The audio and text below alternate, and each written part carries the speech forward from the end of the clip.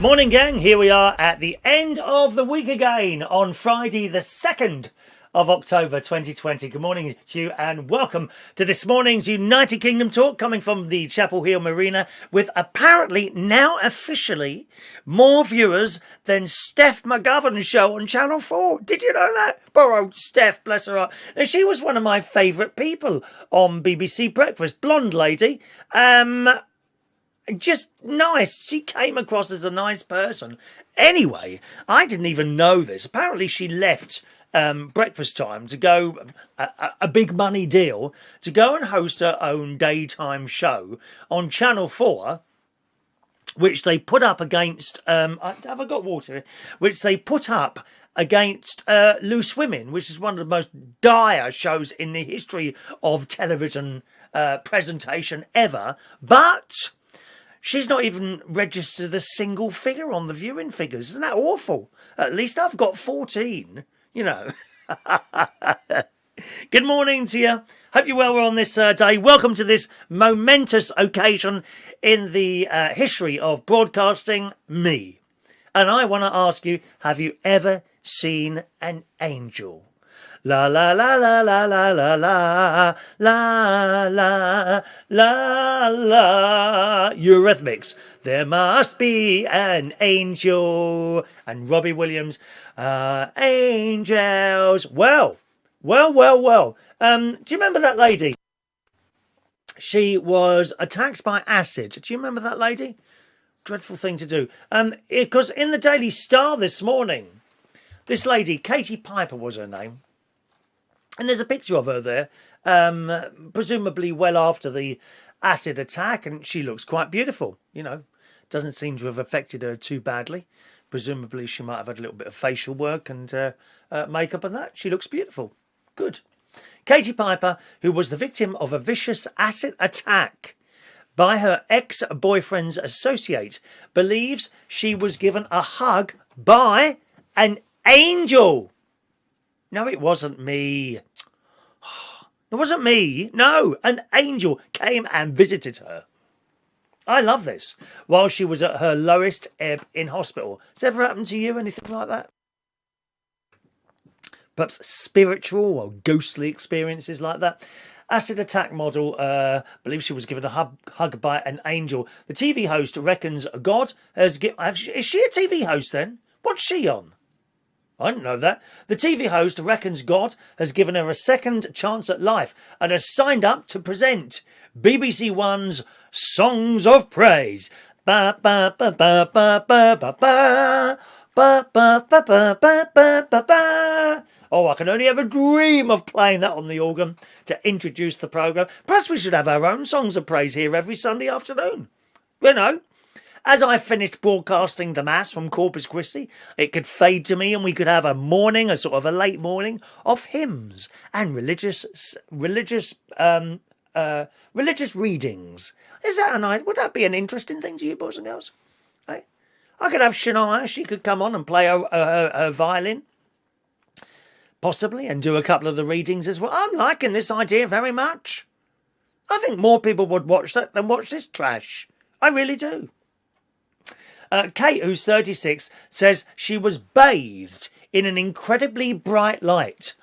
Oh, as she lay in her hospital bed after an associate of her ex-boyfriend doused her in sulfuric acid. She was horrifically injured, losing her eyelids, part of her nose and an ear, and has since undergone more than 250 operations. While she was laying in hospital, lying immobile in agony, a nurse started talking to her about God. Had anyone known, she probably would have been sacked for breaking ethics by discussing religion, said Katie. Do you get sacked for that? I don't know. But she was just doing it out of her Christian kindness to comfort me. At that point, I really felt my life was over, but I remember her telling me things happen for a reason. This is not the end. God has great things in store for you. That night I prayed for the first time and the weirdest thing happened. The room seemed incredibly bright and I felt... Just a moment. Did you see how I did that? I did that. The room felt incredibly bright. Ah! All the special effects on this programme, I'm telling you that now. Hey? You watch George Bond, he don't do anything like that, does he? Huh? Oh, he probably will know that I mentioned it, but there we are. The room seemed incredibly bright, and I felt I was being enveloped in a warm hug. Oh, would you like a warm hug? Would you like a warm hug this morning? Would you? Would you? Come here. Come. Ready? Oh, do you want a squeeze? Do you want a little squeeze? Oh.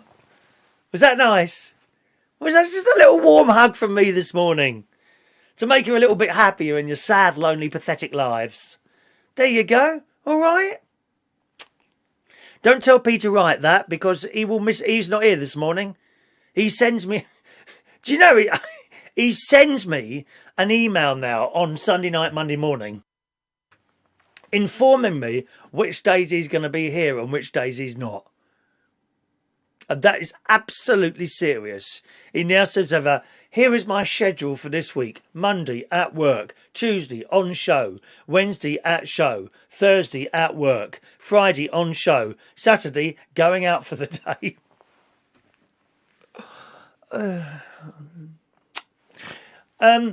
It says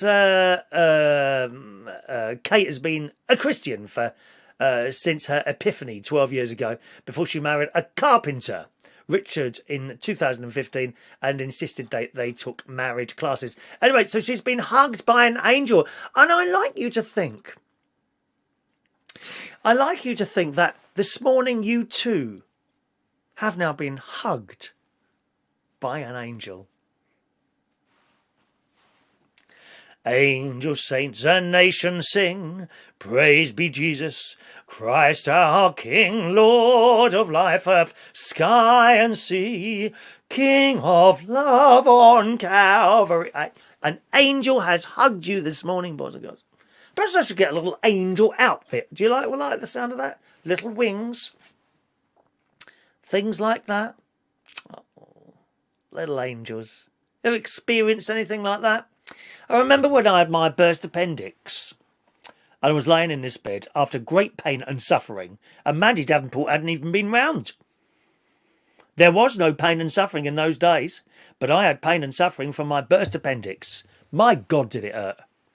Anyway, I can't remember what had happened here, whether I'd had the operation or was waiting for it or whatever, but I was laying on the bed. It was night time.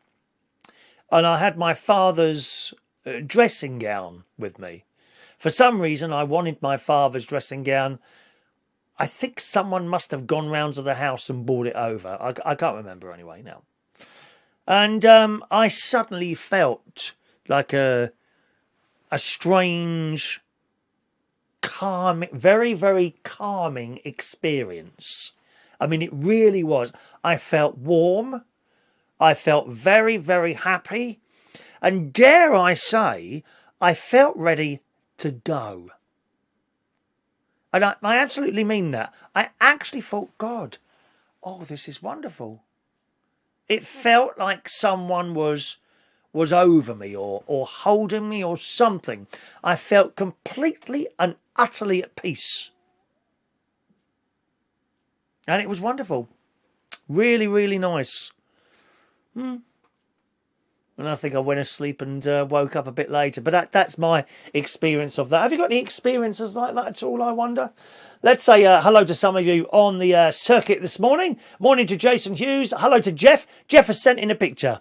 Sorry, Jeff, I missed that yesterday. So if you'd like to see Jeff's picture and 2 from John Parrish, we will require this morning 20 likes to see John Parrish's picture and Jeff's beautiful picture. And it is a lovely picture. Jeff's picture this morning. Okay, if you want to see those, get those likes going, my darlings. 20 likes for those, please. Good morning to Andy V. Daniel Woodhouse. Enter Daniel, waits for audience applause. Have you done something then, Daniel, to entertain us? Sorry. Have I missed something? Have you been doing something to entertain us, darling? Because there's no applause unless you do something. You don't just get it automatically just because you've asked for it, you see?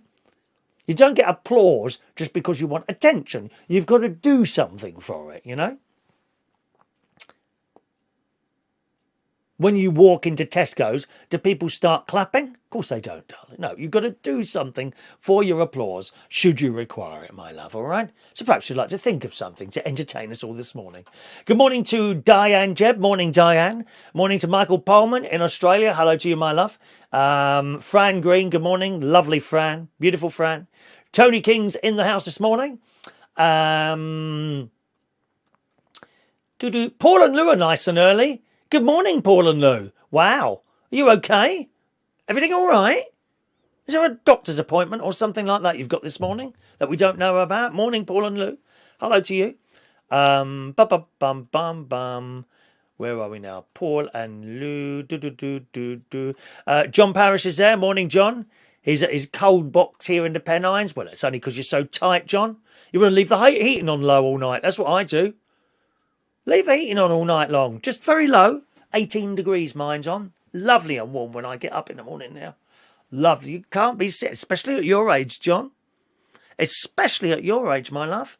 You don't want to get too cold in there, my love, or you might not wake up. I hope you've left Sherry a lot of money in your will. She'll be able to build her own TV studio or something like that. Proper TV studio would be wonderful, wouldn't it, eh? Yes. Go on, spend some of that money, John. You can't take it with you in the next year or so. Morning, John. Paul and Lou. Now, I saw something about Paul and Lou mentioning the music this morning. Have you not heard that this morning, then? Have you not heard that one before? We've been using it for months. Oh, of course, you're not usually here till 10:30. That's why. We have several pieces of music and little films, depending on where I am. That is the Lincolnshire one, because it's nice and bouncy, and it kind of goes with... You see... That piece of music I also had in my head that I would get a drone at some point and fly along the river, all the way along the river, ending up at the caravan, right? And that kind of, the music kind of goes with that. Da, da, da, da, da, da, da, da. You see? Whereas the other one is a bit more dramatic and it kind of goes more with town. That's like the town one. The one you hear today is the country one, you see? If only you was like a dedicated viewer, you would have heard that months ago. Months we've been using that. Is there any point to me sitting here and doing this? I really don't know sometimes. Good morning to Fun Things to Do with Tech. Morning to you. Sherry DMP, there she is, bless her. Sherry's in the house. She's been doing a little bit of singing on her channel, haven't you, my love? She's been singing. Check her out, Sherry DMP, on her own channel there. Morning to Kevin and Arnold Ashburner, who's wishing us all from New Zealand. He's in New Zealand very early in the morning now. That is a dedicated viewer. See? I mean, if Kevin can be up at that time of the day to watch this, surely Paul and Lou, you could be up a little bit earlier occasionally, couldn't you? Well, as you are today, it has to be said. Morning to Colin Kay. Scrolling. Good morning to William Nicholson. Merry Oktoberfest. Is it Oktoberfest? That's what it is. Oktoberfest. Ahoy there. Yeah. There's my nephew, Gary Butler. Done me beans on toast last night. I was sitting there, not really hungry. He still insisted on doing me chili beans on toast last night, which was absolutely delicious. Thank you very much for those, Gary. Morning to Denise Andrews. Morning, Denise. Head of ducks on this channel. We might have a water-going creature to show you this morning. But we will need 20 likes for that. I'm sorry. 12 isn't going to do it. 20 likes for that, please. 20 likes.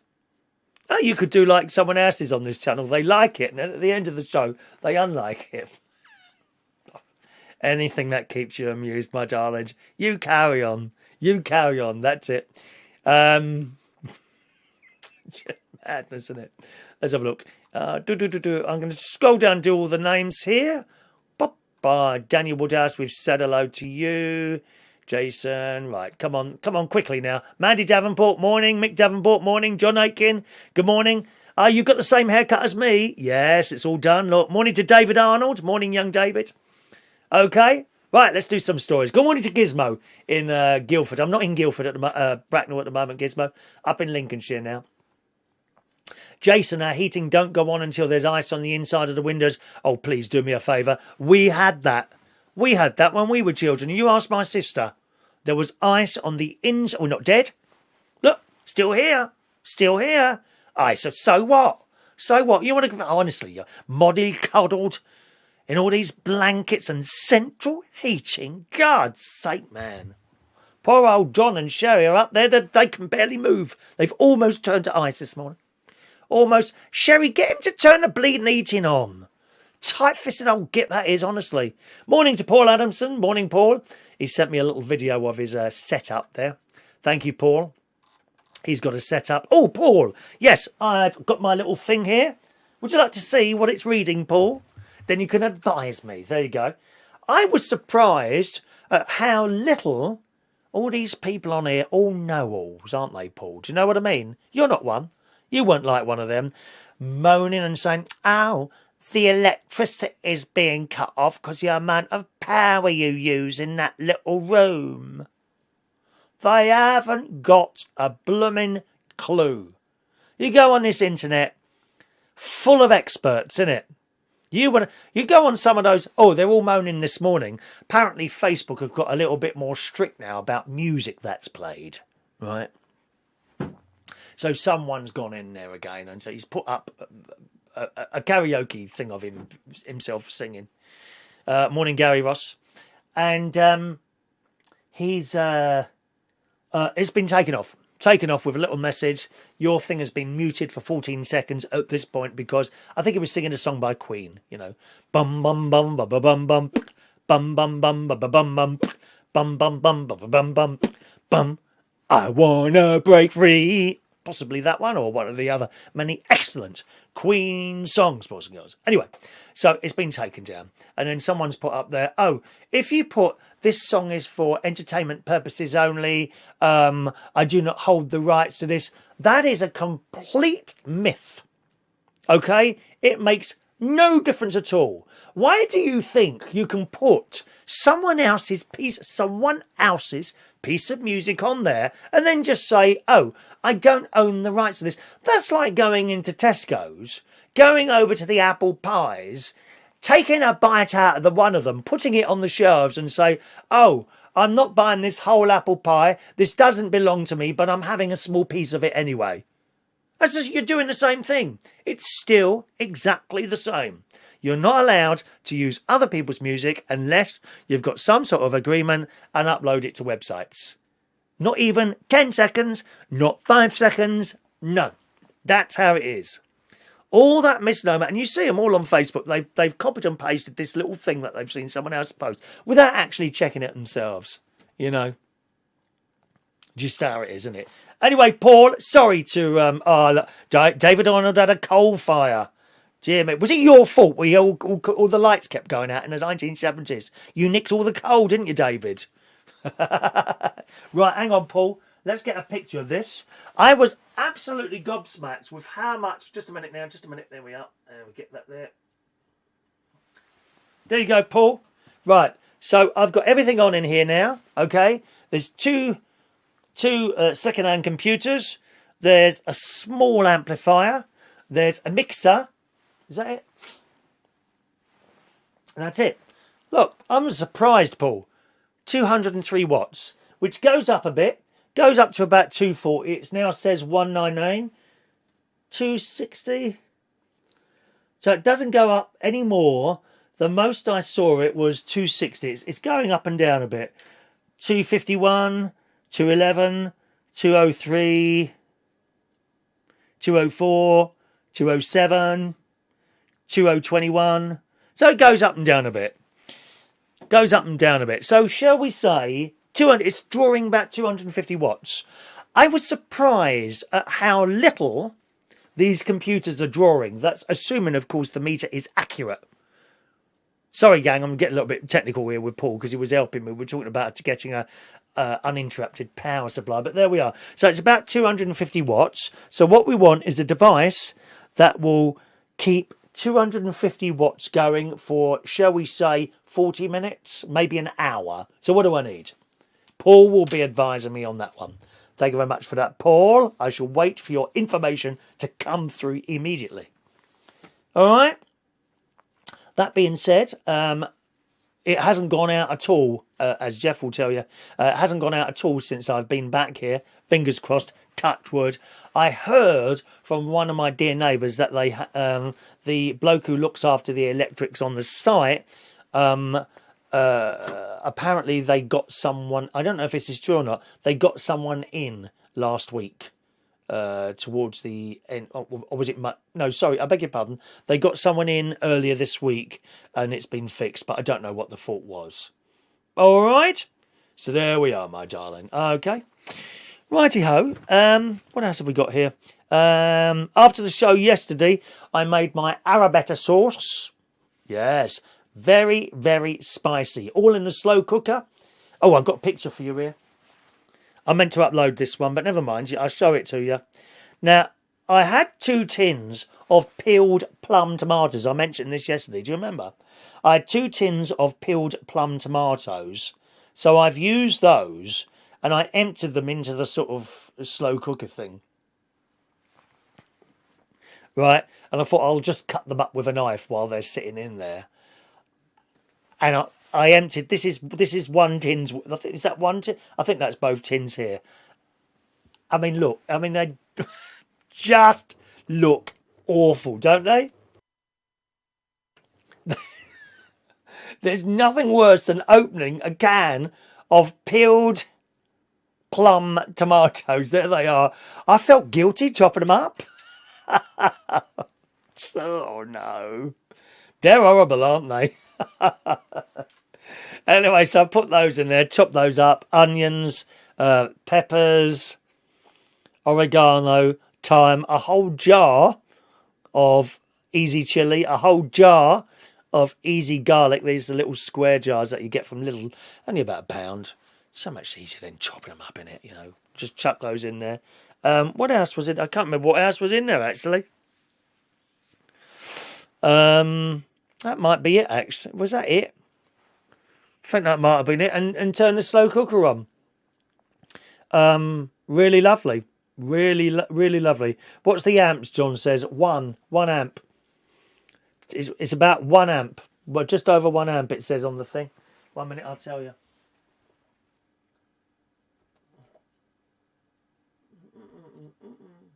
Yeah? Just over 1 amp, it says on that machine. Just over 1 amp. Yeah, so I made that. The only thing is, of course, it stinks. Not when you first put it on, but as the spices start getting mixed up, oh, it doesn't half smell this stuff. Usually, I'll put the slow cooker literally outside, as I've got a table outside, and I'll just run a cable through and leave it outside. But I wasn't sure whether or not it would rain yesterday, so I kept it inside and sort of opened a window a little bit. But it does really start smelling. Then I went out for a beautiful walk along the river. And the only thing I saw was 5 swans swimming. I didn't go along my usual rubbish collecting route to Tattershall Bridge. There's another route. So you go, just before you get to a little bridge, you turn left and go over a sty. And you walk along on the grass. There's no path. You walk along on the grass all the way down to the lock. You remember I showed you the lock a couple of weeks ago on the show. And that's just a delightful walk. And because I had tracksuit bottoms on, and I put some DMs on as well. I've got a pair of DM boots, which seem to be letting in the water a little bit. Are you supposed to put something on them or something to keep them waterproof? I'm not quite sure about that. Anyway, so I've got these on. And because I had the tracksuit bottoms on, the stinging nettles were no problem today. You know, you can walk through stinging nettles, which is all right. So I walked all the way along there to the lock, halfway back, and then I cut through and down around a field which joins another path and walked down there, which took us off outside to a house that I mentioned last week that has come up for sale. There's only 2 houses and it's right on a corner, but you know, it's got all these outbuildings. And is there a caravan there as well? I can't remember. There's a lot of outbuildings there, right? Honestly, they've all got to go. They are falling down, all made out of, I mean, it's all bodged. You can see it. It's all bodged. Bits of wood and bits of plastic stuck together, and then on this like a glass roof with a plank of wood on it. And I thought, well, why is there a plank of wood up there? And I thought, there's an awful lot of work there. It's all right for some blokes. They like doing DIY. I couldn't be bothered with that. And then you could say, well, you can get people in to do it. Oh, yeah, and the mess. No. So I had a look at it. It's the position of it is all right. Backs onto the field. It's got a small garden. There's only a small garden there. But then again, if it backs onto fields, do you know what I mean? It would be all right, but there's quite a little bit of work there, so I'm not going to bother with that. I won't bother to have a little look at that. Came back here, had my lunch, not the arrabetta sauce, because that's like in there for about 8 hours, that one. Cut my hair. At last, I felt so good cutting my hair, and it didn't rain, so I cut my hair outside. I like to do it outside on the... Oh, no, yes, it did. I moved everything... Oh, get this, right? So I've moved the table outside. I've got the iPad set up, switched onto camera, so I can see what I'm doing. And then my nephew rang, Gary, and he's having a conversation and watching me cut my hair. I've got better at it now. I don't generally miss much now. Usually I miss something, and my nephew's... Oh, no, you've left a little bit on the top there. Right? I had to move it all back in again because it started raining. So I did it on the floor in there, and that was all well and good there. So nice haircut. And then last night, I went to bed, as always, for a couple of hours. And then when I got up, there was a message from Gary's wife, are you coming over tonight? So I'm like, yeah, I'll come over tonight. So, but I had a little bit of a minor headache last night, which actually I've still got now. Just a minor headache. It's not too bad. It's not too bad. It's not stopping me doing anything, but maybe a lack of tea or something, or lack of chocolate. That's what it'll be. Lack of chocolate. So I got over to my nephew's house, and shortly after he arrives with great nephew Harry, who's gone up in this little football club. He's gone up a step on the ladder, so to speak. And they came back, and he bought me a vanilla milkshake. I haven't had one of those for ages. Beautiful McDonald's vanilla milkshake and 2 bars of chocolate. But don't worry, I've only had one of them. I've only had the 1 bar of chocolate, I'm pleased to report to you. So that was nice. And a bag of crisps there as well. And then he insisted on doing me beans on toast. I said, oh, don't do beans on toast. He said, it's already on outside. And I had to look outside and it wasn't on. And I thought, good. I wasn't hungry, but he still brought them in 10 minutes later. I arrived beans on toast. Very delicious as well. Chili beans. Well, I think he got them from the tin shop down the road there. I've just got a load of beans from there as well. £4.50 for about 20 cans of beans. You can't go wrong with that, can you, eh? And great niece Evie gave me a little gift. I'm not sure where she got them from. But she had a little packet of sunflower seeds, which she's then proceeded to open and show me, and ended up all over the carpet. She's, Mum, what can I do? And Stacey, that's Gary's wife, he said, well, you'll have to pick them up then, won't you? So she's there picking up these single pieces of sunflower seeds. But I said, well, you can't plant those yet. You've got to wait till the spring for those. But she's also given me these crocus bulbs, little packet of crocus bulbs. I don't know where they got these from. I've no idea why they got these little packets of crocus bulbs. It feels like there's about 4 in there. Shall we open them and have a look? Let's have a look. There's about 4 crocus bulbs in there. So I said to I shall be busy later, you see. Putting these in some of the pots. I think there's 4 in there. Yes, there we are. 4 little crocus bulbs in there, look. Yeah? So I said to her, well, tomorrow, which is today, I said, I'll plant them. And then come the spring, you can come round and see how they've grown. Isn't that nice? Little thing given to you by a child. Nothing better than a gift from a child, is there? So thank you very much to those Evie. Then we watched a music video that Evie put on. Now, she's got this blooming habit, and Harry's the same. They've got this habit of getting YouTube. They like YouTube. Sadly, not this programme. I can't believe how my own great nephew and great niece aren't enthralled and constantly watching my shows, but there you go, they haven't. So she's got this habit of picking up the remote control and flick. Oh, they can't decide what they want to watch. Now, I kind of know where she's coming from here. I've done it myself. My mate is the same, right? You go round his house, what do you want to watch? Then brings up this menu of thousands and thousands of TV programmes, because of course he's got the Sky Q, isn't he? You know, I haven't got anything like that. Sky Q, and yes, it's good. You've got all these choice that you can watch. Thousands and thousands of different programs. But of course you flick. Oh, I don't know. No, not that one. Oh, what's that one? And then you look at, no, I don't want to look at that one. And you can be there 20 minutes, half an hour, choosing something to watch. Now, I don't know if that's better or not, right? I kind of like, you turn the telly on, certainly on, well, you always used to have BBC One on when we were children. And to be honest, we weren't sure what was coming up next. And you would sit there and just watch it. You know, it's kind of given to you on a plate, rather than you having to choose something. I think it worked a lot better. Okay, you had, what do we have? 4 channels. Some of you older than me will be used to perhaps only 3 channels, maybe only 2 channels. But then you would just turn the telly on and watch it and be entertained. There's too much blooming choice. I'm convinced of that. There's too much choice. And of course, these children, they're only watching YouTube. But as you know, watching YouTube, which is an excellent service, right? You got everything and anything that you could possibly want to watch there on YouTube.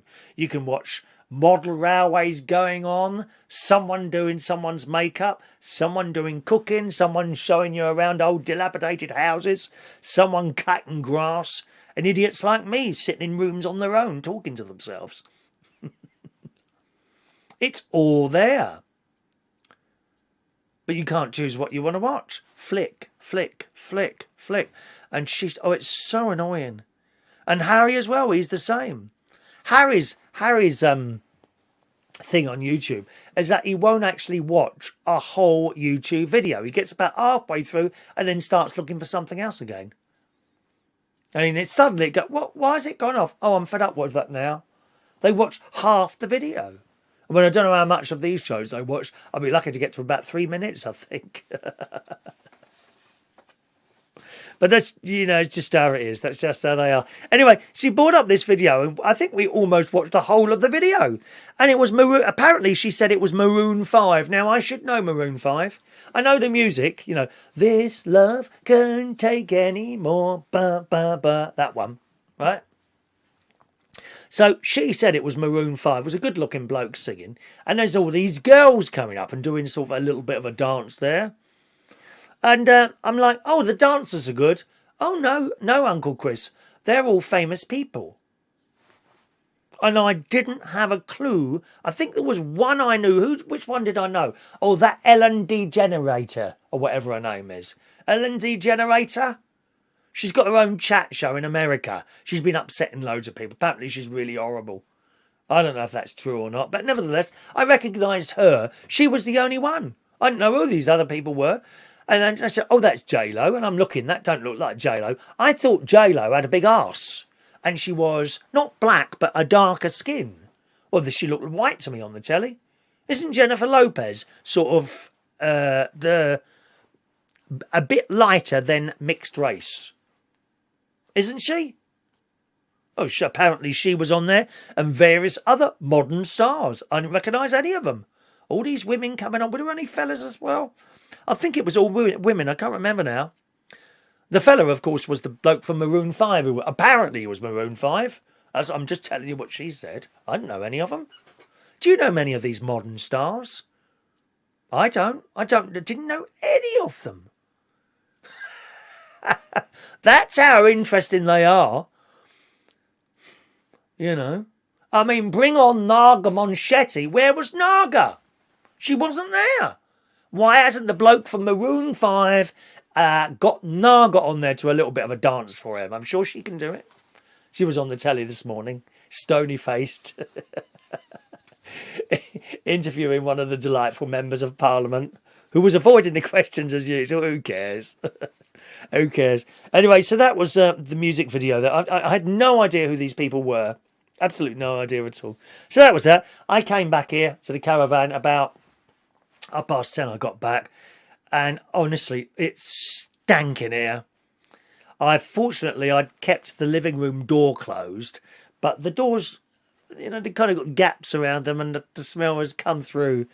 And the whole caravan had this smell of spices, which is not an unpleasant smell, but I don't want it when I'm trying to go to bed. Oh, God. Anyway, so I've gone over to the slow cooker. I've turned it off now. It's all done. Right, it's all done. But I didn't eat any of it because my nephew had just done us beans on toast. So I'd done all that, and then I immediately split it up into little glass things, Pyrex things with plastic lids. Put it in there like that. I left it on there. Wait for it to cool down before I put a load of it in the freezer. And opened all the windows. And it was cold. I thought, I can't go to sleep with all this. So I opened all the windows, including the bedroom one. Just left it like that for 10 minutes. And the smell kind of mainly went from most of the caravan. But the living room was particularly bad. So I opened the windows and the doors in there for, 10, 20 minutes while I came in there to, it was about 40 minutes, I think. About 40 minutes I had all the doors and windows open in there, by which time most of the smell had gone, and that was all right. But I'm looking forward to having that. My arrabbiata sauce on some spaghetti for lunch at about 1 o'clock this afternoon. And that's it, really. Good. Well, I've turned on the telly this morning. I was woken up, as usual, by the excellent talk radio show, as done by... Oh, what's her name now? Someone I quite like on talk radio in the morning. Oh, I've forgotten her name. Talk radio... Oh, what's her name?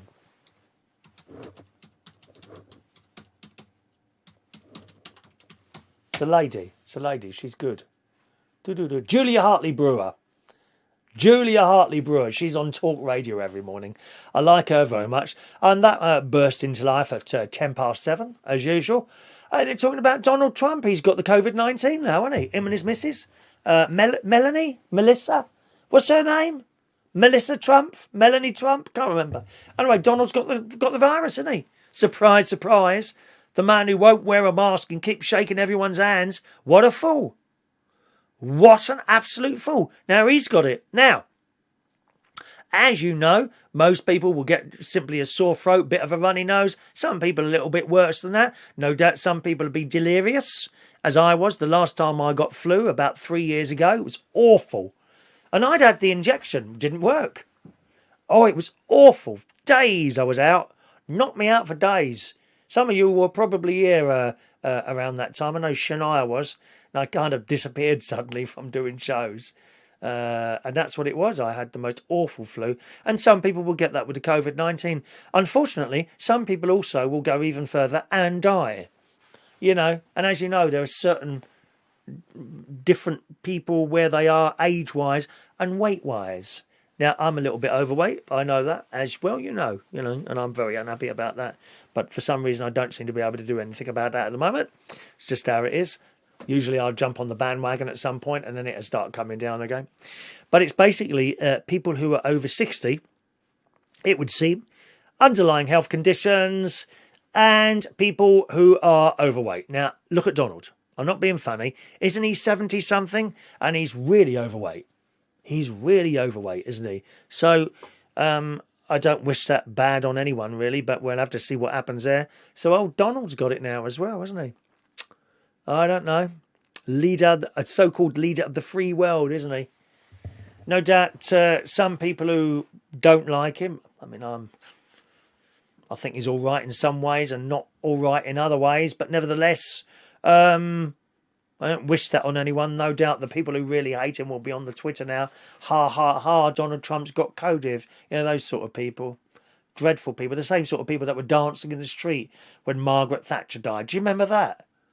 They were having Margaret Thatcher death parties. Just dreadful people. Dreadful, dreadful people. Really are. Anyway, so we'll see how that pans out. Very, very unfortunate. Let's just go back to some of your messages then. Trump is 74. Is he really 74 years old? Good God. Good God, I didn't know that. That's old, isn't it? 74. Wow. Oh, we've got a little super chat there. One moment, please. Just noticed the super chat coming in there. One moment. Oh, you didn't hear that, did you? Let's do that again. There we go. 1 moment, please. £1 super chat from John Parrish. Thank you very much, John. There you go. There you go. John Parrish. Let me give you a free raffle ticket. 327 for you, John. 327 for Mr. John Parrish. Oh, hang on. There you go. John Parrish. 327. 327. Oh! Nearly lost it there. It's still there, John. 327. Put that in there for you. And John's got a super chat. The super chat prize this week is our balloon backdrop that we were using in it. It was up for a year. Here it is. A particularly high quality, this one. I don't know what the material is. It's kind of... It don't feel like cotton. It feels like it's going to be there for a long time. That's the old balloon backdrop we'll be using some time ago. A few months ago. Not that long ago. This hasn't been up for long. The old balloon backdrop. That's the super chat prize, which will be won next Thursday. And every time you send a £1 super chat, I will give you a free raffle ticket, and you'll go in the raffle for that. Okay. Let's just scroll up there. What's this? Andy V. John Aitken, what make is your... I'm not asking again. I've asked 58 times. Well, don't ask again then. Perhaps he doesn't want to answer you. Not everyone wants to talk to other people, you know, Andy. You're very lucky that I'm talking to you, actually. You're very, very lucky. Maybe he doesn't want to talk to you. You know, I don't know why people put block capitals when they're typing things, as if it's going to make anything else happen. You know, it makes no difference to us. Now John Parrish has just sent another £2. You must be desperate for that thing, are you, John? There you go. John's sending in the cash today. Dear me, now I understand why your heating can't go on. You're sending the money to me. I can make better use of your money than you can, John. Wasting your money on turning that heating on. Just cuddle up to Sherry a little bit more, darling. There we are. There we are. Now a couple of tickets for Mr. John Parrish. There you go. 328 and 329. John Parrish keeping this show single-handedly on air today by his super chats there. Thank you very much, John. Very kind of you. Let's just go up a little bit there. We were talking about see if we can... Did Paul come back to us? Oh, just a moment. I don't know where I got to now. No, we'll just go back to the bottom. Back to the bottom there. It's easier, isn't it? Easier. Otherwise, we don't get anywhere if I just keep scrolling up and down the messages all the time. Gary can make a head mask out of the Super Tap prize to wear next time I go to the mosque. What head mask is that? What did you win? What did you win? What super chat prize would that be? Have you won something then? I don't know who won and who hasn't won. Once someone's won and I've got stuck it in the post, I've forgotten that. Can't remember everything, my love. I've actually got a parcel. Someone who won the clock yesterday, that's not gone in the post yet, I'm afraid. That will be going in the post at some point this afternoon, okay? Thank you, Paul. Oh, not yet, Next, Chris. Got to do some research. Yeah. So 250 watts I'm drawing in here. Oh, no, hang on. No, that says 260. So I would say a maximum of 200. Shall we say 300? Let's say I'm drawing a maximum of 300 watts in here at just over 1 amp. Okay? So what UPS do I need for that? And is it very dear? Don't know if it would. Face masks out of the backdrop, is it? Is it right? Next week's prize. Okay, so the balloon backdrop. You can make face masks out of that. I wouldn't have said that would be a scary thing for Halloween. You would not really. What, balloons? A face mask out of balloons? Really? That's all they are, balloons. It reminds me. Do you know? It reminds me. I don't know if anyone of you saw a French film called The Red Balloon. Oh, what a wonderful film that is. I think it's 1960s. It's really old now. And it's about this boy, this young boy, and he's got a red balloon. Okay? And this balloon follows him everywhere. It becomes his friend. Wonderful film. I believe it's on YouTube, The Red Balloon. Okay? And look for it in French. And follows him and they do stuff together. Just this balloon follows him everywhere. And then all these boys... It's really sad at the end. All these boys pick on him. And they burst his red balloon. he becomes incredibly upset. And at the end of the film, the boy's on, I think he's on a balcony somewhere, and suddenly, I'm getting quite emotional now. It's really sad at the end. It's sad, happy-wise. At the end of the film, he's out somewhere, and suddenly all these red balloons appear and gather around him. Oh! It's a wonderful, wonderful film. The Red Balloon. Have you seen that yet? The Red Balloon there. Oh, wow. So nice.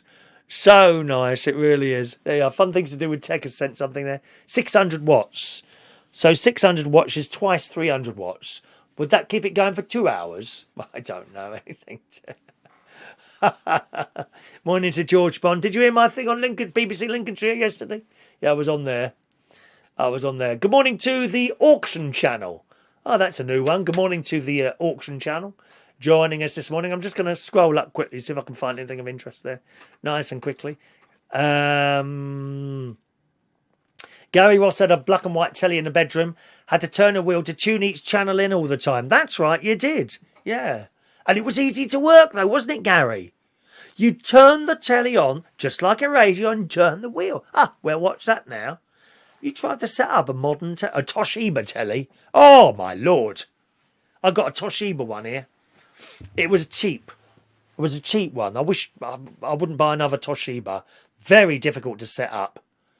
And it's got a satellite thing on the back, right? I thought, well, brilliant, because I've got a satellite dish here as well. I'll plug the thing in the back and that'll be fine. That's what I've got at home, an LG television, which also has a little satellite aerial thing in the back. Okay? Works perfectly all right. Push a couple of buttons, it sets itself up. Wonderful. Not the Toshiba one. Jesus Christ. Right? Basically, it finds the satellites and puts all the channels on, but they're all in a funny order. And there's like 200 BBC Ones. There's all the ITV regions, but they're all over the place. And BBC One might be number 2. ITV might be number 5. And I'm up and down with this instruction book. And I looked online. I can't find anything. In the end, I rang the help desk. Right? Apparently, these Toshiba televisions, yes, they receive satellite signals, but no, they don't have one of the satellite tuners that sorts out the programs. You have to save them as favourites. What's the point of that? It's really complicated. I would never buy another Toshiba television after having this one here. I'll tell you that now. What a blooming nightmare that is. With the LG one back at home, it asks you, where do you live? You type in your postcode and you push a button and it sorts everything out. BBC One, BBC Two, ITV London, and so on and so forth. And up here it would do the same thing. BBC One, I think East Midlands here. Actually, no, I think we got a choice here. East Midlands or another one. Can't remember now. We don't have a choice where I'm, depending which way if the arrow's pointing that way, you go that or that way, the other way. Most of the areas are pointing that way. One or two of them on the site are pointing in a different direction, but absolutely useless. Can't recommend one of those at all. Thank you very much. One of those things. Anything else of interest there? Nope. Let's go back down to the bottom. McDavenport's got a Toshiba. You're happy with it, have you? Or do you not have the satellite thing on the back there? Maybe. Gary Ross has got a Toshiba. 2 years, and it's supposed to be a smart TV. Even George is smarter than it. Useless. I'd never ever buy another one of those. Anyway, what's John saying? Thanks for the spoiler. I was going to watch it. Watch it anyway, John. You'll still cry. The Red Balloon on YouTube. Yeah, it doesn't take very long to watch. It's only about a half-hour film, that, I think. Okay. Right, Martin Lewis is trying to save you some money on Amazon. Now, I already know about this. Maybe you don't. If you want to buy brand new stuff on Amazon, that's up to you, But you can have sendbacks. Sendbacks. Returned items. That's stuff that someone's got. They've got it back at the depot. Someone's looked it over, maybe plugged it in, checked it out, and it still works. But you can save a fortune on this. The camera I'm using to talk to you on this morning is one of those said items, and I saved. These are quite expensive cameras in relation to. They're not the same price as some of the cameras you've probably got. What are they, DSL cameras and all that business. It's just a webcam, but it's one of the more pricier ones. But I got it to under £100 by buying a return off Amazon. In the Daily Mirror this morning, Martin Lewis has explained how people can get even more money off goods from Amazon by heading to a little-known section of the site offering some incredible deals. Martin Lewis has explained how people can get big discounts on Amazon by heading to a little-known section called Amazon Warehouse. Amazon Warehouse, that's it. This is where all the returned items go. It lists products people have returned to them, which it's now selling on at a lower price. But he urged people to make sure they were looking for the returns when they get... What's that? But he urged people to make sure they were looking for the returns when they get there. He says, beware, at the top, they put their best offer ads, which aren't their returns. Okay? So make sure you're buying a return. Once you find the returns, there are some great deals. You can get £30 knocked off the price of a Nespresso machine, or £250 off the price of a HP laptop. It's not bad, is it, eh? He says the box will come maybe a bit battered, but the product is good. I'll tell you the quality of the product, and it's in there at a discount. Now, the good news is, if you, for some reason you got it, and it wasn't working, or you change your mind, you've got exactly the same rights as if you bought something new. So you've got good time to check it out, 30 days I think it is. Here we are. The better days is that you still have the right to return the goods in 30 days, exactly as you would do normally. There you go. What you can't lose, can you? He said there's no guarantee you'll find what you need, but as Martin put it, it's a little bit of fun. There are some great bargains in there. So have a look there. You want to save a little bit of money on the Amazon? You want to go on the section called Amazon Warehouse. Type into Google Amazon Warehouse, and that should take you with all your stuff there. George Bond is... What are you moaning about today, George? Gary Owen has blocked me from everything. Well, you must have upset him then, dear. It must have been something you said, George. Perhaps one or two of you want to watch what you say on these channels. As you know, I kind of accept everything on here. I couldn't be bothered with it. If I see something I don't like, I just skip over it. You're very rare to be blocked on here. Unless you're really stupid and you keep being completely and utterly stupid all the time, then you get blocked. Okay? But generally, I'm of the opinion that anything goes, really. You know? Even so much, as you know, I don't mind you mentioning your channels. Don't care. That's all right. We're all in it together, aren't we?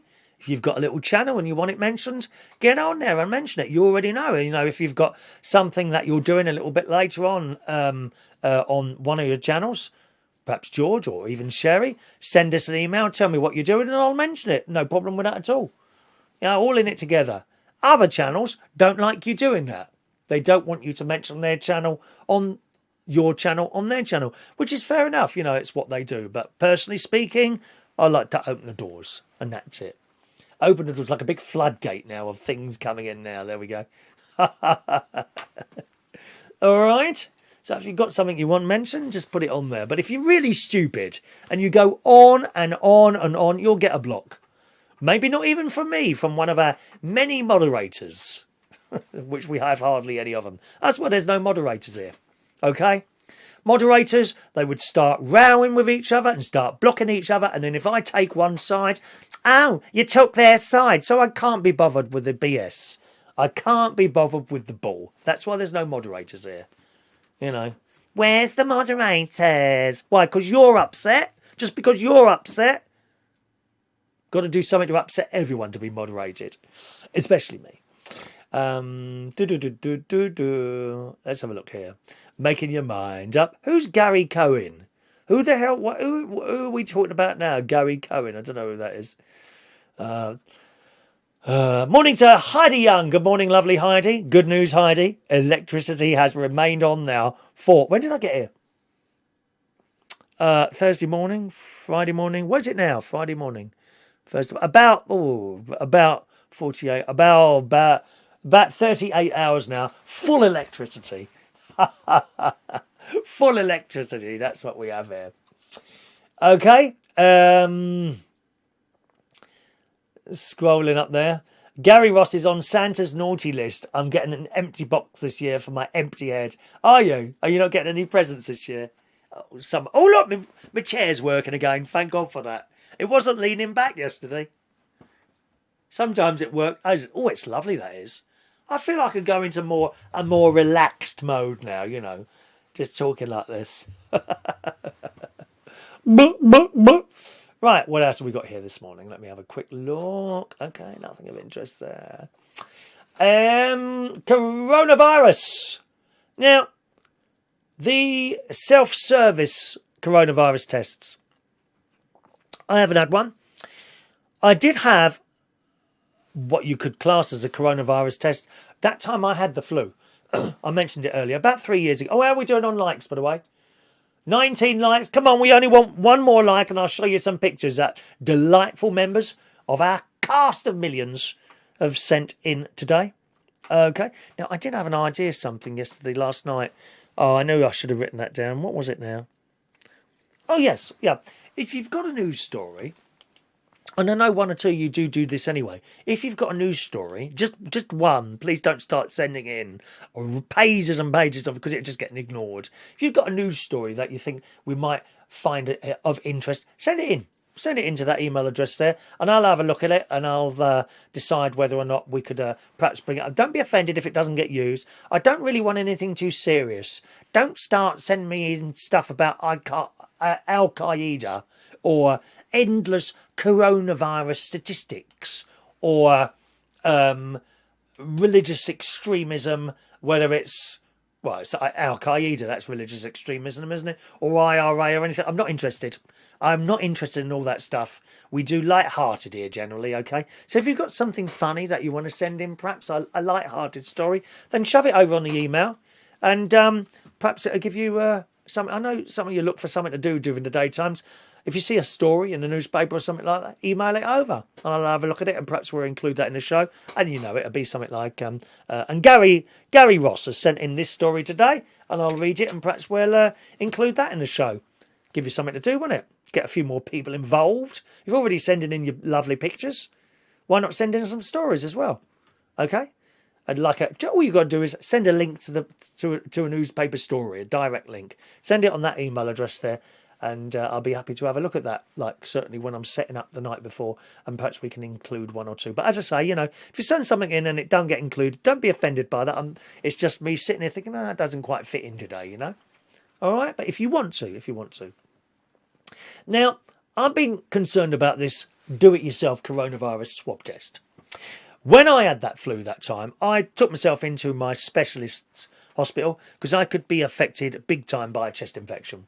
Okay, it could affect me big time. So I thought I better go down. I felt so ill. I got in there and I sat there. Okay, we're going to have to test. Okay, got a cotton wool bud here, and they did do the thing in the back of the throat and the thing in your nose. What I don't think some of you realise is just how far this cotton bud thing goes up your nose. It's really very, very unpleasant. It really is. So you push this thing up, you know, and it's here. It takes a swab from here. Not here. You know, it's not just a little bit. Don't, you know, it's not like that. You know, oh, just get that little thing. No, this thing goes up here. It is one of the most unpleasant things you can have done, I tell you. And I've never seen this mentioned on any of the news programmes, just how unpleasant this damn thing is. And it's always concerned me, certainly with the DIY kits, that you could push too far. Because your brain's up there, isn't it? Well, some of you. Your brain is up there, isn't it? In the Sun this morning, a coronavirus swab test was poked so far up a woman's nose it caused her brain to leak, doctors have revealed.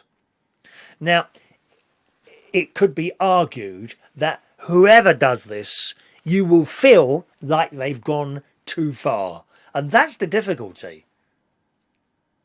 That's where it has to go there. How they know when they've got to the point without, because you would, presumably you've got to use a certain amount of force to push this thing up your nose, because there's going to be a little bit of, you know, what do you call it? Where you have to give it a bit of force to go up. There's got to be a bit of resistance there, isn't there? Hasn't there? I mean, I don't know. I'm not a doctor, right? But how do you know when you've got there that you're in the right position and you shouldn't try and go any further? There's no markings on these cotton buds, is there? It says, the patient went to see a doctor after experiencing a metallic taste in her mouth, a runny nose and a headache. This is after the coronavirus test. She also said her neck felt stiff and her eyes were sensitive to light, according to a case report. The woman, who was in her 40s, told medics she had recently been tested for COVID-19 ahead of an operation to repair a hernia. But she said that shortly after the surgery, she developed a runny nose, headache and vomiting.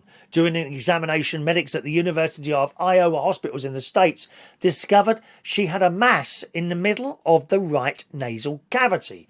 They drained the mass and it tested positive for a protein in cerebrospinal fluid, which is found in the brain or spine.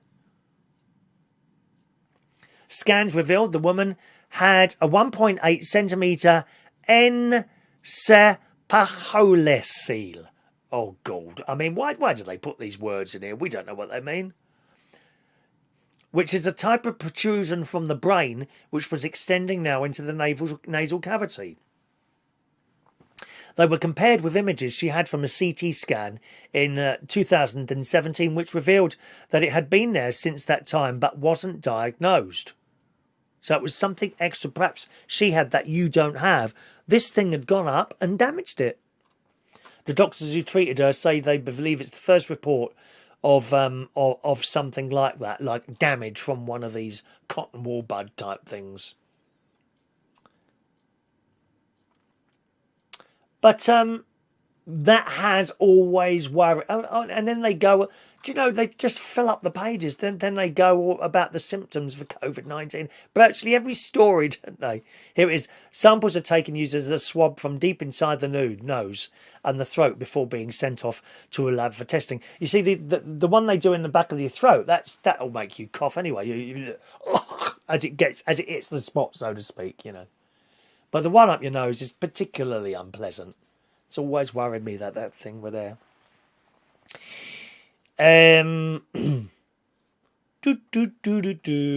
Daniel Woodhouse. Oh, you can find Gary Owen. He's got his does a Friday night chat show with his mate. John, I think it is. Perhaps I can find a link for you. One moment, please. Ba ba ba ba ba da ba. I want to play my music again this morning for some reason. Da, da, da. Perhaps we could have a little, what do you call it? An interlude. Should we have a little interlude? Like a toilet break for everyone. Is that a good idea? I could do a little interlude video if you want. I could put something together. I'm sure I'd be able to put something together with music. 2 minutes? Is that long enough? Something like that.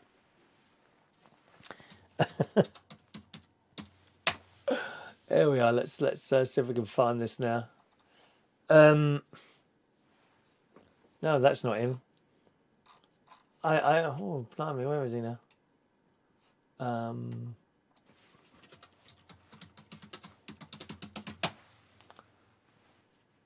Nope, that's not him.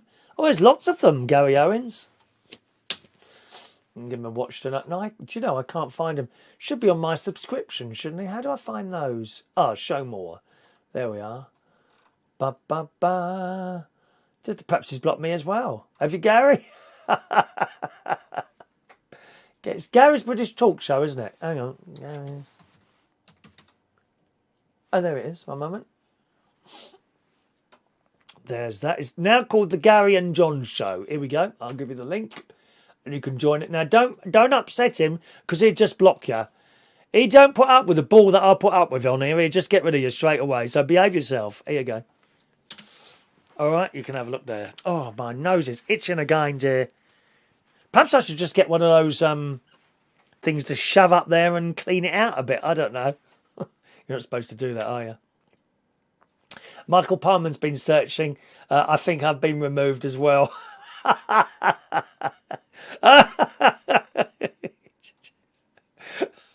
Bless. Heidi went to the circus at Sleaford last night. Oh, really? Gosh. I'm not a fan of circuses, really, Heidi. I'll be honest with you. No. I'm really not a fan of circuses at all. Not clowns or acrobats or... presumably they don't have any wild animals anymore, do they? I think they've finished that now. They've finished all the wild animals in circuses, haven't they? Okay. No, he hasn't blocked me. But I don't go on and upset him, you know. What's that say? Give us a song. Can we have a song this morning? Oh, I don't know. I don't like to do too many songs on here. Might upset some people. Okay, we've got a few likes there. Let's show you the pictures that people have been sending in today. First of all, Jeff. Just a minute. Oh, actually, no, we'll do the Parish's photos first. Here we go. John Parish. Thank you, John. Now, John has his own channel as well. We don't mention it very often because we usually go with the more beautiful Sherry. As you can see, there's... it's pretty obvious why. But there we are. They've both got matching leather pink tops on there, which are quite nice. I don't know what's wrong with his eyes there. He's kind of looking in another direction. But he has his own channel. John and Sherry in the Philippines. Look at that beautiful old... is it a fire engine? What is that? A bus or a fire engine? I don't know what that like. But he has his own channel. And there are the very happy couple there as well. All right. So that's them in France. And the other picture there was advertisement for his YouTube channel. If you've got a YouTube channel and there's a little logo you'd like me to shove up there, you know what to do. Just email it across and I'll put it up for you. No problem at all, my love. Okay. And what else have we got here? Jeff. Jeff has sent in this. Now, you know I do my little litter picking. Well, look at this. There we go. A litter picker along by the river. Down by the riverside. Oh, look at it. Isn't it beautiful? Beautiful swan. Beautiful swan. I always thought a swan's wing could break your arm. I saw a nature program on the telly the other day. Apparently this is not the case. It is a myth. They will not break your arm. A swan's wing. Apparently. Okay. So isn't that lovely? Beautiful. Thanks very much to Jeff, who sent that one in, my lovely neighbour. Thank you, Jeff. All right. Okie doke. Okie doke. 2,500 animals. New species. To this country, that is. About, in the Daily Mail today, about 2,500 new alien plant. By alien, they don't mean they're from other planets. It means they're not, specific to this country. About 2.5 new alien plant and animal species, including the raccoon, an American lobster, could arrive in Europe by 2050. A new study predicts. University College London experts believe the number of non-native species around the world could increase by 36% by mid-century compared to 2005.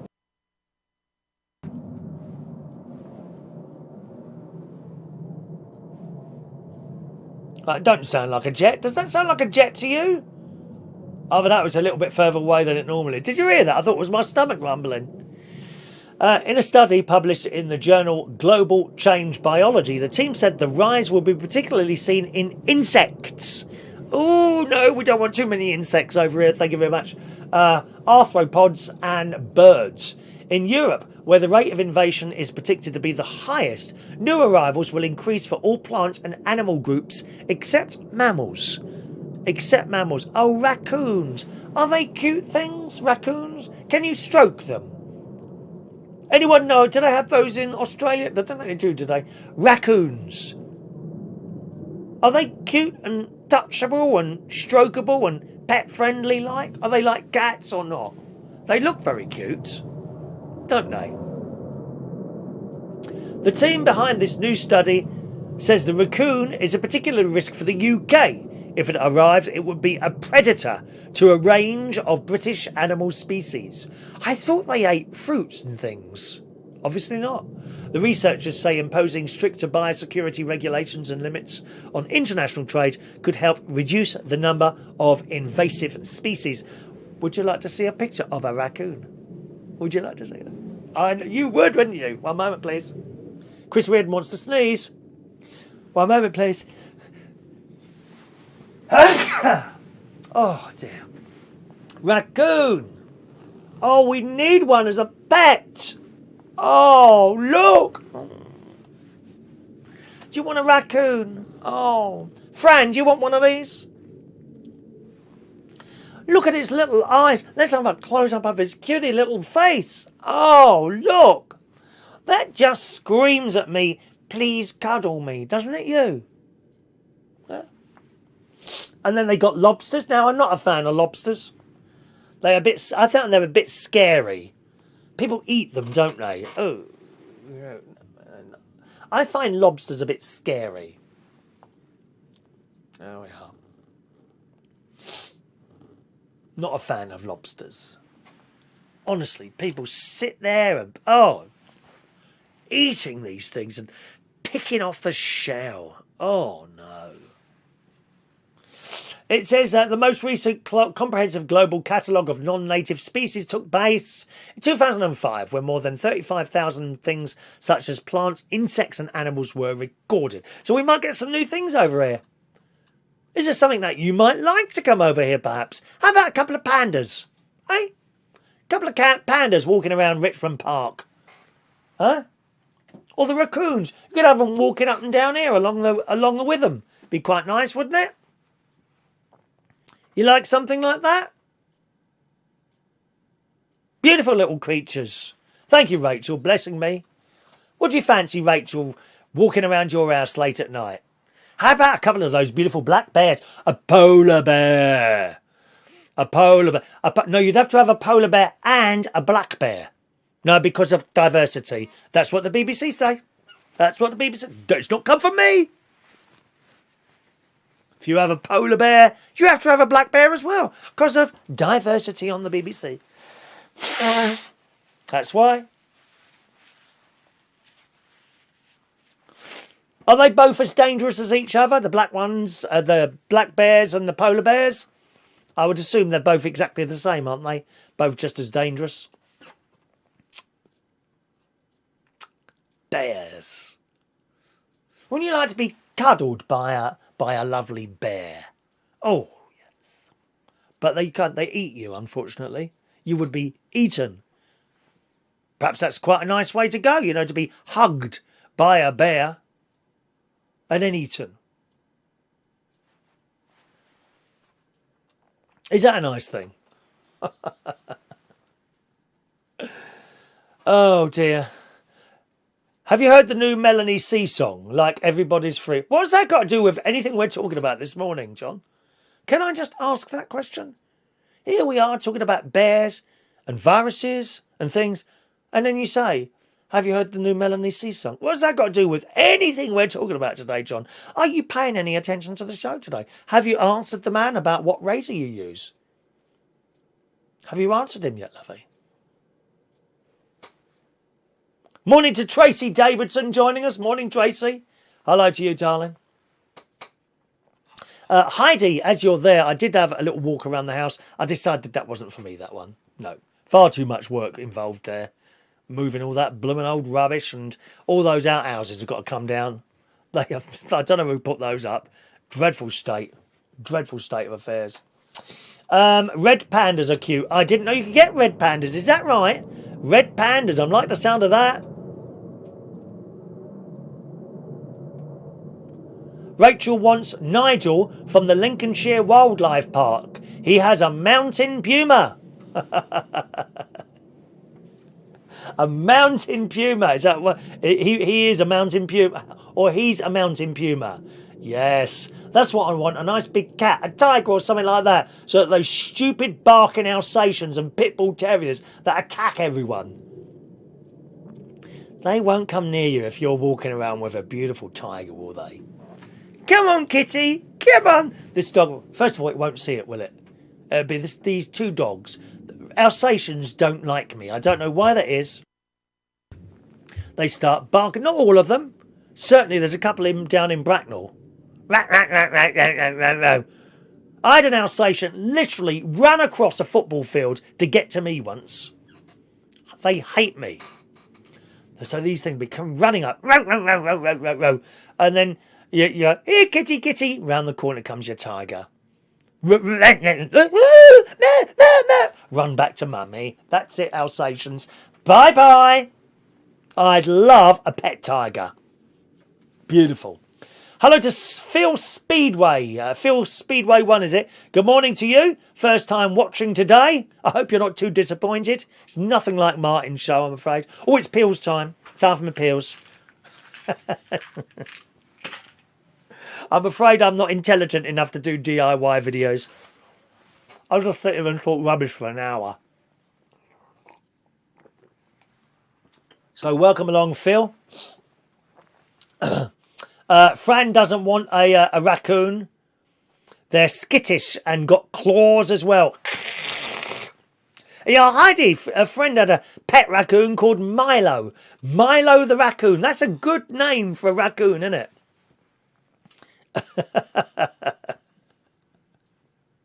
Fran wants a tiger as well. There we are, look. John has now replied to Andy about the shaver.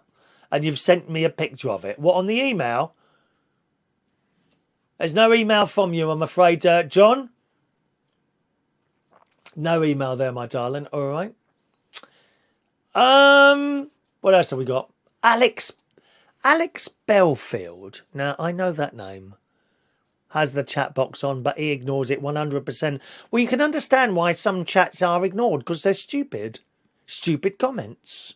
I look for interesting comments, but there's so many stupid ones that it's very difficult to pull them out sometimes. There are certain people who never put stupid comments. Heidi Young, for example. Fran Green.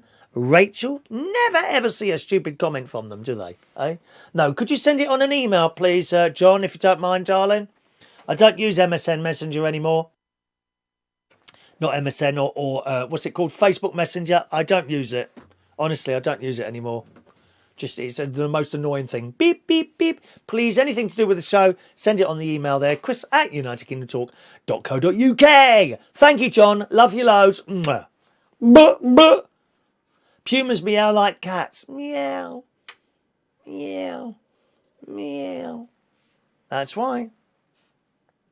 Another story. Who's got a smart plug at home? I've got smart plugs everywhere. I've got them in here. I've got them at home. But it's always wondered how easy they are to hack. I think you need to be careful. If you've got a smart plug, be careful what you leave on it with it switched on. You can turn them off, of course. Now, here, for example, I have one that operates the kettle and one that operates my George Foreman grill. But I'd only have them on, like, for example, the one that the kettle's plugged into will only turn the kettle on if you've turned the kettle on, if you say what I mean. Because, of course, the kettle's got a switch on it as well. So, basically, in the morning or at night time, I fill up the kettle, plug it into the smart plug and switch the kettle on, but the smart plug is off. And the kettle, the smart plug then turns on, bang on 7:05 in the morning. It turns itself on. Then when I get up, the kettle is boiled. And I do the same thing at home. I've got one at home as well to do that same thing. But the George Foreman grill doesn't have a switch on it. So if you've got that plugged into that smart plug and somehow the smart plug switches itself on or indeed gets hacked, then you've got a grill, an electric grill, drawing, I don't know, 1,000 watts of electricity that has just come on and won't go, and it'd just be on all the time. That can't be good, can it? When you think about it. And I've often wondered how easy it is to hack into these smart plugs to do something like that, you know. Even my little Amazon devices, my Amazon devices. Could someone one day hack into those, say, I'm not here, and they could turn the volume up to 10 and disturb all my neighbours? That would upset me. Is it possible to do that? Well, in the Daily Mail today, it says smart plugs risk exposing sensitive data to hackers or creating a serious fire in the home. An investigation by Consumer Champions which has found internet-connected smart plugs let users turn standard appliances on and off remotely via an app on their smartphone. And I've got one here. I'll show you. I know not everyone's got smart plugs. In fact, I think very few people have got smart plugs. For example, here is my Casa app. This is Casa, okay? Oh, what's this here? There we are. There is my... Now, none of these have come up. Oh, I see what I've done. Okay, so I've actually got the phone is off at the moment. It's on airplane mode, so no one can interrupt the show, right? But if you could, can you see that? Yes, you can. Right, if you look carefully there, you'll see caravan kettle, coloured lights, grill. What's that there?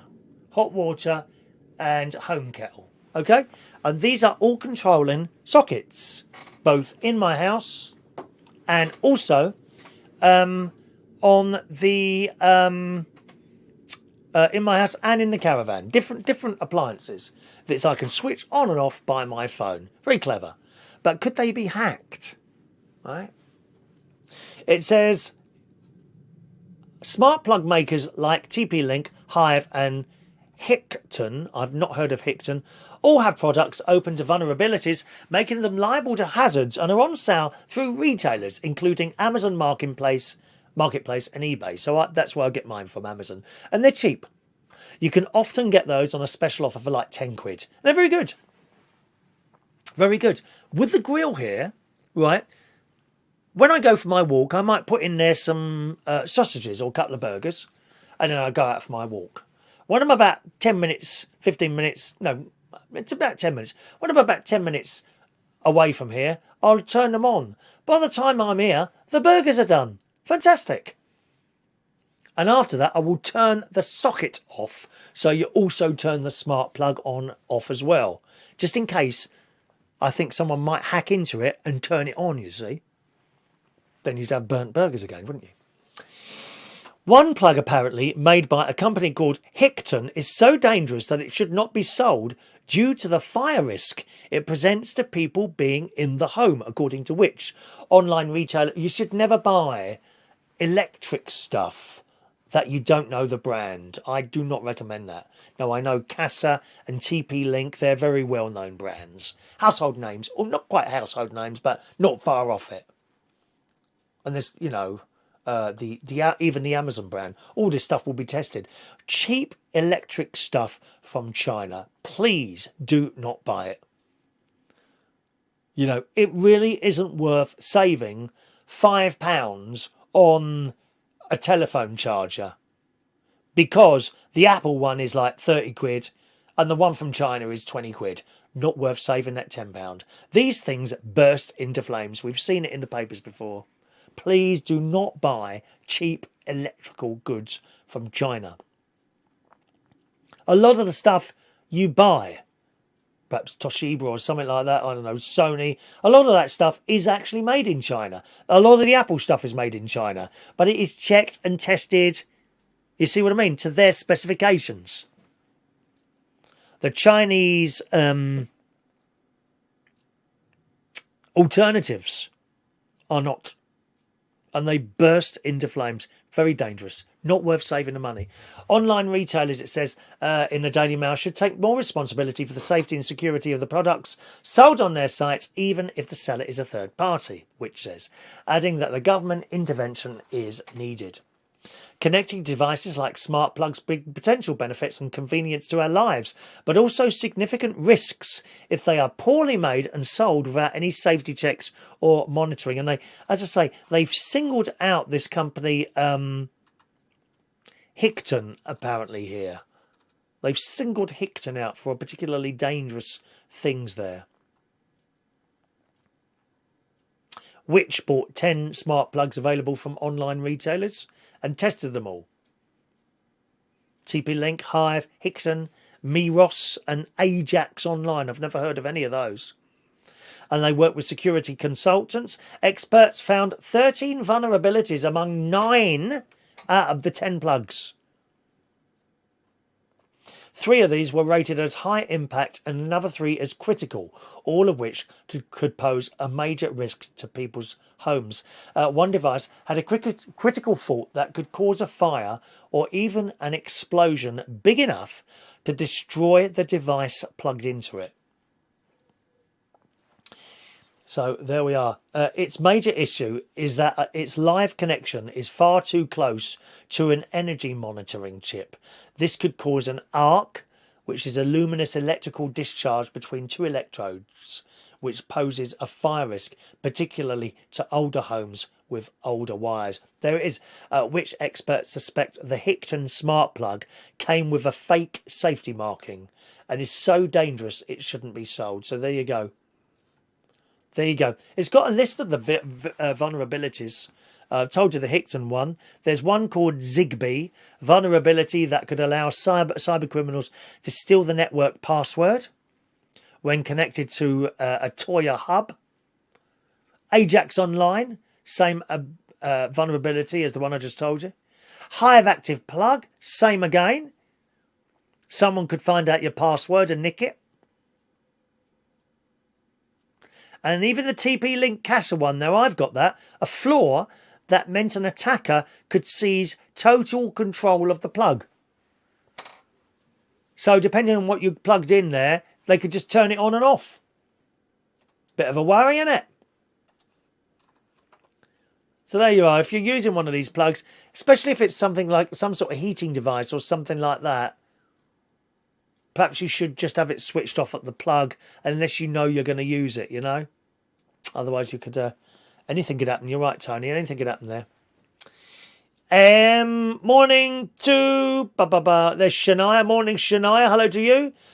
Fun things to do with tech. If you're good at technology, then do an offline network. If you'd like to use a stuff... No, not good at technology. Forget that. Forget that, Tech Sparky. No way. No idea. No idea what I'm doing there. Have you been watching All Creatures Great and Small or not? Anyone seen that yet? It is so wonderful. So wonderful. If you're feeling a little bit down, it's one of those programs you can put on and you feel quite good afterwards. You feel quite good afterwards. You really do. It's on Channel 5. Now, I thought it was a bit odd because the original series, of course, in the 1970s and 1980s was on BBC One, Sunday night, I believe. 8 o'clock Sunday night. Used to watch that with my mum and dad. Loved it. It's on Channel 5 now. It's a bit odd. But why? The Daily Mail is reporting BBC bosses are refusing to reveal if they turn down Channel 5's All Creatures Great and Small because the series is, and I quote, too white. Now, I could believe this. I could believe this. You know what they're like now. They're just obsessed by this whole diversity thing. The very fact that All Creatures Great and Small is set in old times when there were barely any black people in Yorkshire seems to be neither here nor there. It's just madness. If it was filmed in Bradford, right, then surely you'd have all the vets and virtually all the people as Asian people, because they have a very large majority, a very large amount of Asian people there, don't they? now. But they didn't then. That's the whole point. You have to look at the time in which something was set. There weren't any there at that time. So what's the blooming problem? That might offend someone. Anyway, this is reported in the Daily Mail. The beloved Yorkshire-based story of veterinary surgeon James Herriot has drawn in 3 million viewers and is the broadcaster's best-rated original commission ever. That's how good it is. I love it. I love it. But the show's producer has revealed that the BBC was given first refusal but passed on the series, fearing that it would not appeal to the 16 to 34-year-old viewers. Now, I'm not being funny. How many 16 to 34-year-old viewers do you know that watch the BBC? They ain't watching. They're stuck on YouTube. As I know, going around my nephew's house, they never have it on. They don't have normal telly on. They're flicking through all these other things. YouTube, Netflix, Sony PlayStation. They're not watching the BBC. So how can they come out with some crap like that? The BBC, home to the original adaptation, which was on in the 1970s and 80s, reportedly said it would only make a pilot episode. Now, from the BBC's point of view, I get that. I do get that bit, where they would try out a programme and see how it looked. A pilot episode. But Sir Colin Callender of Playground, which is the production company behind the remake, said the BBC had concerns about whether it would speak to a younger audience and, I think, whether or not the show could emerge from the shadow of the first series. Well, it has done. Channel 5 have played a blinder on this one, mate. Picking that up because you didn't want it. Idiots. Idiots. So what have we got on instead of that? Something else with, I don't know, who's your BBC stars at the moment? Something else with, I don't know. Now the embattled BBC, which is undergoing an overdue overhaul as questions of its alleged bias persist, is refusing to say if it rejected All Creatures Great and Small because the series is, and I quote, too white.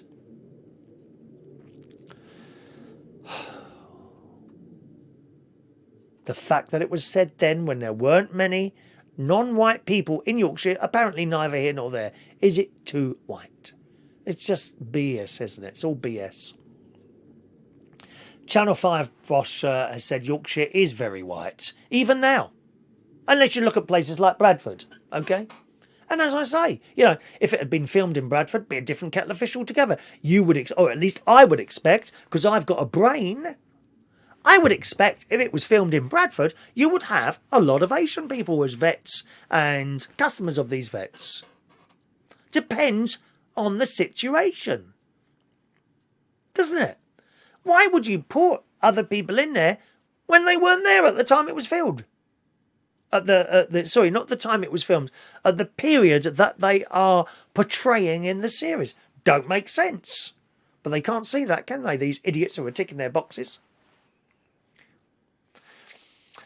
The Channel 5 boss says, sometimes when I'm talking to producers, they say, it's very white, and I say, find them. You've got to make the extra effort. There is something that's always in the back of our minds, though, you see.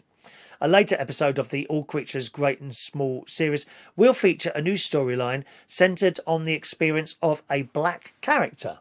Because there may have been one or two then, but not many. So that would be interesting to see. And it probably I would expect to see, if that's the case, I would expect to see a lot of racism in that particular programme. Because that's how it would have been then. Yeah?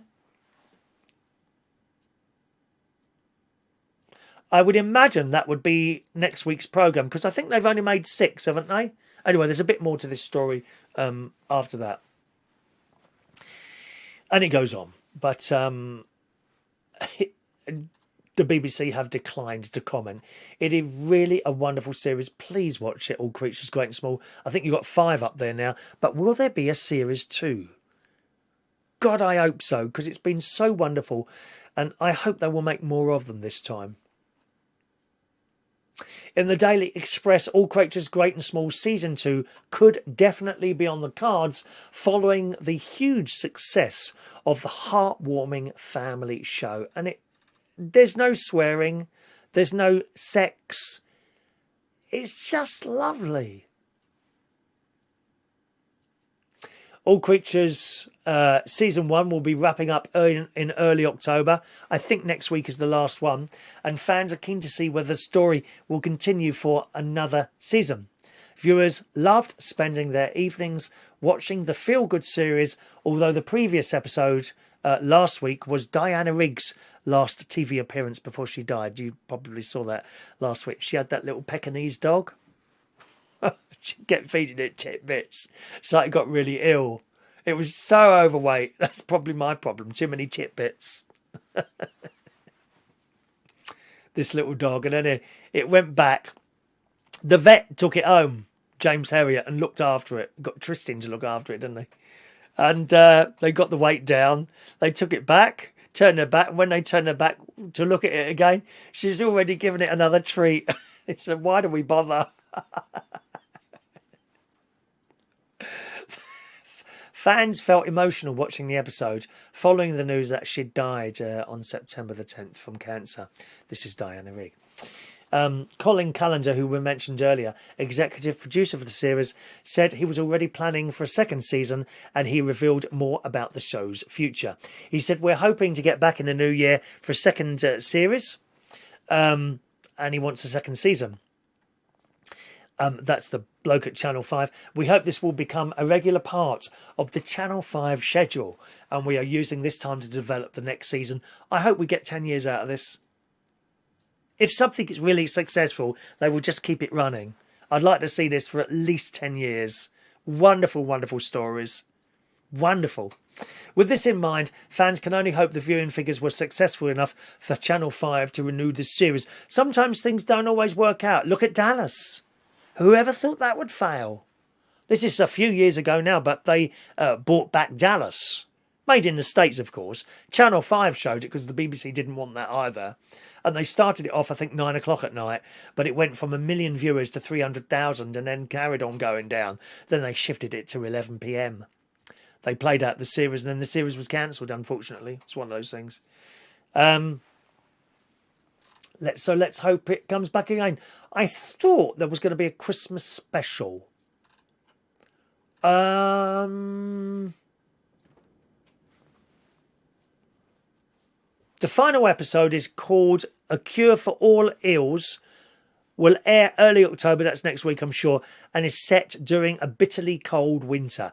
That's the thing, you see. Live up here in Lincolnshire, Yorkshire, winters, I'm sure, are much worse than they are down south. And I was up here for the winter, except February and March last year. It was okay. I didn't have too much of a problem. Didn't sort of get that cold, really, to be honest. But I did think there was a Christmas special. Is there? Hang on.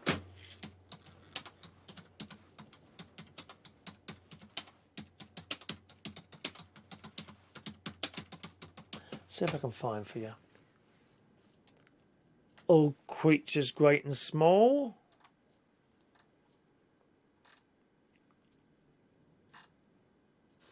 Not finding anything there. I understood there was going to be a Christmas special. Maybe not. I can't see it. Oh, hang on. Let's put in Channel 5.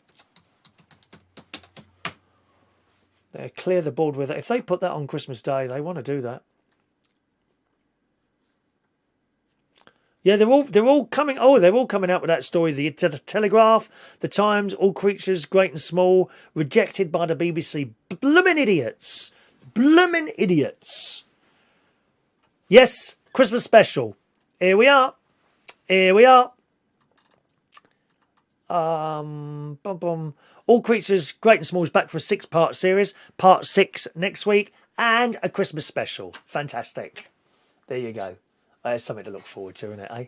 Something to look forward to there. 70-mile-an-hour winds are coming. Of course, we're chained down here. Don't worry about that. I've been here 2.5 years now. I've seen some winds, believe me. And actually, I'm going to be here, aren't I? I'm going to be here for the winds tonight. How exciting. We'll be rocking. Rocking. Hello, Christopher Woodhouse, you lovely man. Hello, darling. Chris Woodhouse is in the house. Morning, Chris. Hello to you, Chris. Rachel, we haven't had a bad winter in Lincolnshire for ages. Thank you, Rachel. No, it wasn't particularly bad last year, I must say. It was a bit of ice on the road, because that bumpy road along here, that gets covered in a frost. Your brakes don't work. I nearly ended up in a ditch on my way here one night, 3 o'clock in the morning.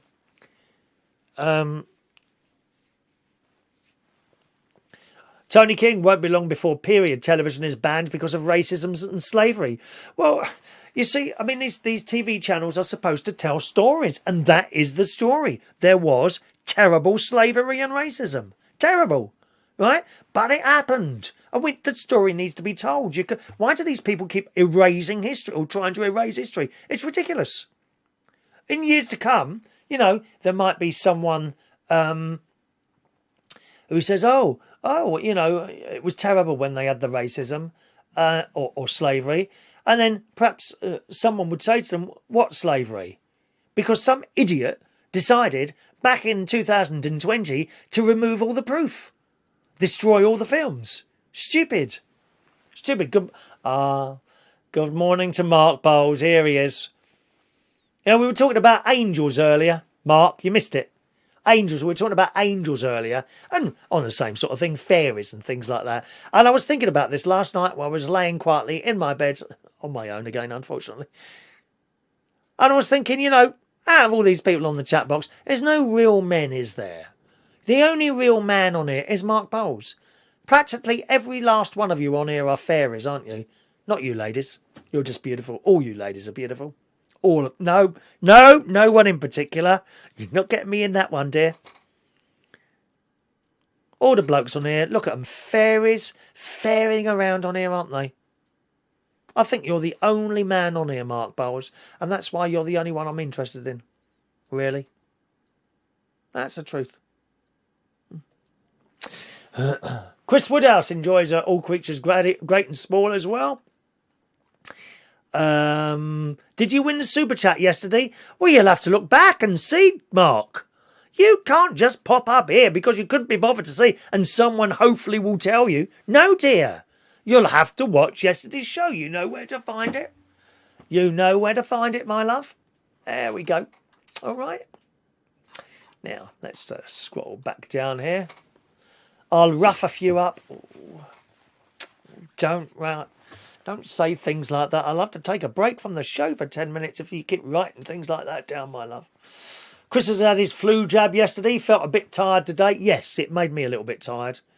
Mandy's waiting for the new series of Call the Midwife. I've not seen that one. Not seen that one there. Okay.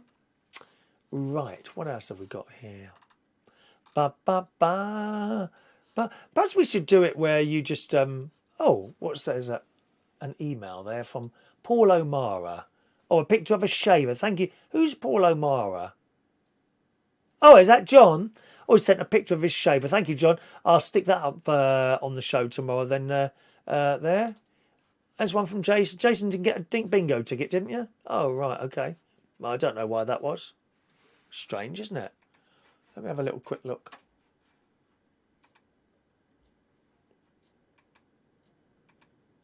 Oh.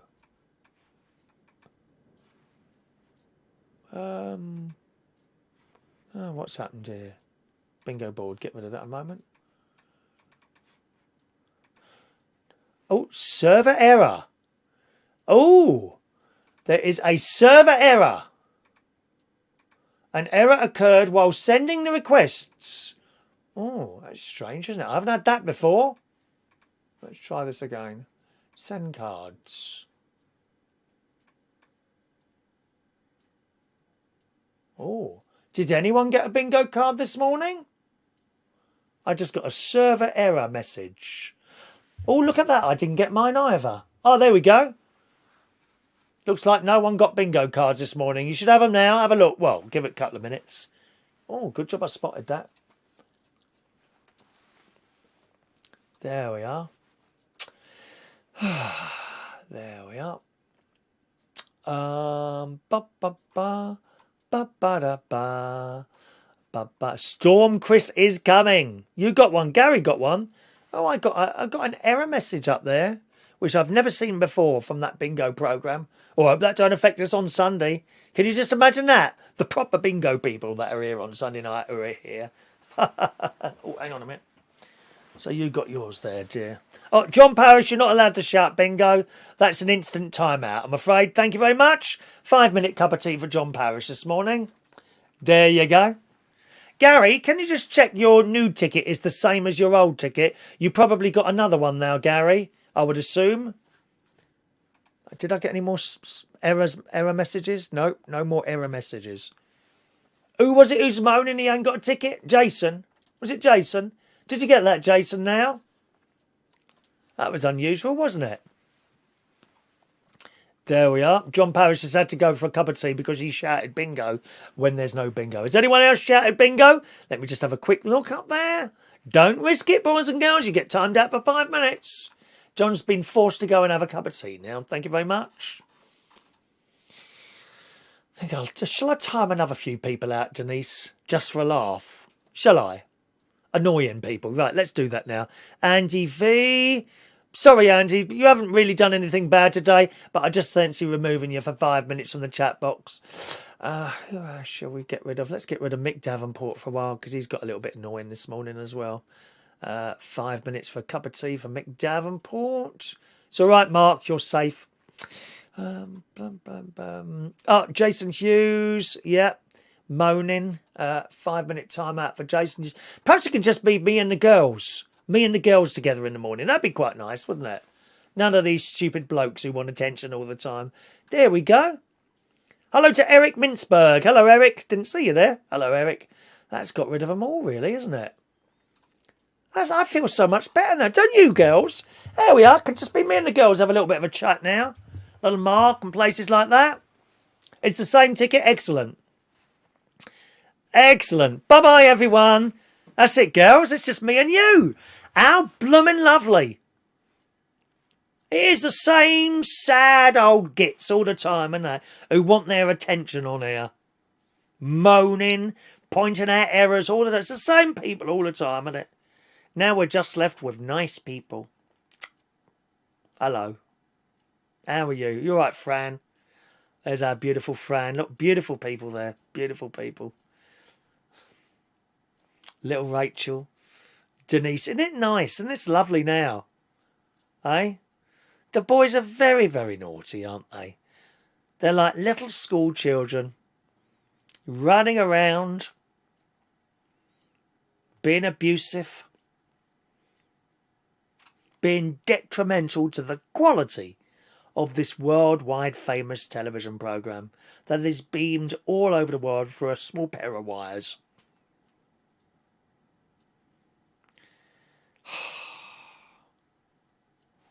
Girls are here. Girl power, ladies. Girl power this morning. That's what we've got. Girl power. Yes. Gary says, last time I checked, I wasn't a girl. Good. Now, Julie Andrews. Oh, come on, late. Julie Andrews. The hills are alive with... Look, there's no one to moan about my singing. The hills are alive with the sound of music, with songs I have heard for 1,000 years. Oh, I love it. Well, she's let some secrets. It's her birthday today. Julie Andrews' birthday. Julie Andrews revealed the hidden horrors behind filming the most iconic scene of all in The Sound of Music. You'll never watch the classic movie in the same way again, according to this. Andrews had an interview, and she had the audience in stitches as we record everything that went wrong. She started with the least of her problems. We were out there for ages on this hill, you know, where she starts off. because the weather was not kind to us, someone forgot to mention that Austria has the world's 7th highest rainfall. We shot the bit where she comes on and turns around. We shot in the rain because you don't really see rain that much on camera. It has to be an absolute downfall if you see rain. Now, yeah, that's true, that is, because before, when there's been rain, I've tried to do something with my little camera, and you can't really see the rain, unless it's really chucking it down. Dame Julie continued to set the scene. This is on the opening bit where she's spinning around. The hills are alive, that one. These huge speakers are in the trees because you're lip syncing, okay? So she would have already recorded. Lip syncing is when you move your mouth to the music and the singing that's already been recorded. So she would have recorded it in a studio. You don't think in your wildest dreams that someone singing on a mountain, twisting around when it's pouring down with rain, is going to sound that good. No, that would already have been recorded in the studio, you see. So she would hear it through these speakers. The hills are alive, and she'd be moving her lips. Like that. Like some of the excellent people, like Rachel Wheatland, Queen of TikTok, does on TikTok. You hear the thing and you move your mouth to the thing of it. She says, these huge speakers were in the trees because you are lip syncing, belting out music, and a full orchestra. I don't even know where they came from. Yeah, that's true, isn't it? So she's on the hill, she's singing, and this orchestra's playing. Well, we didn't see them, did we? Where would you get a full orchestra on top of a hill?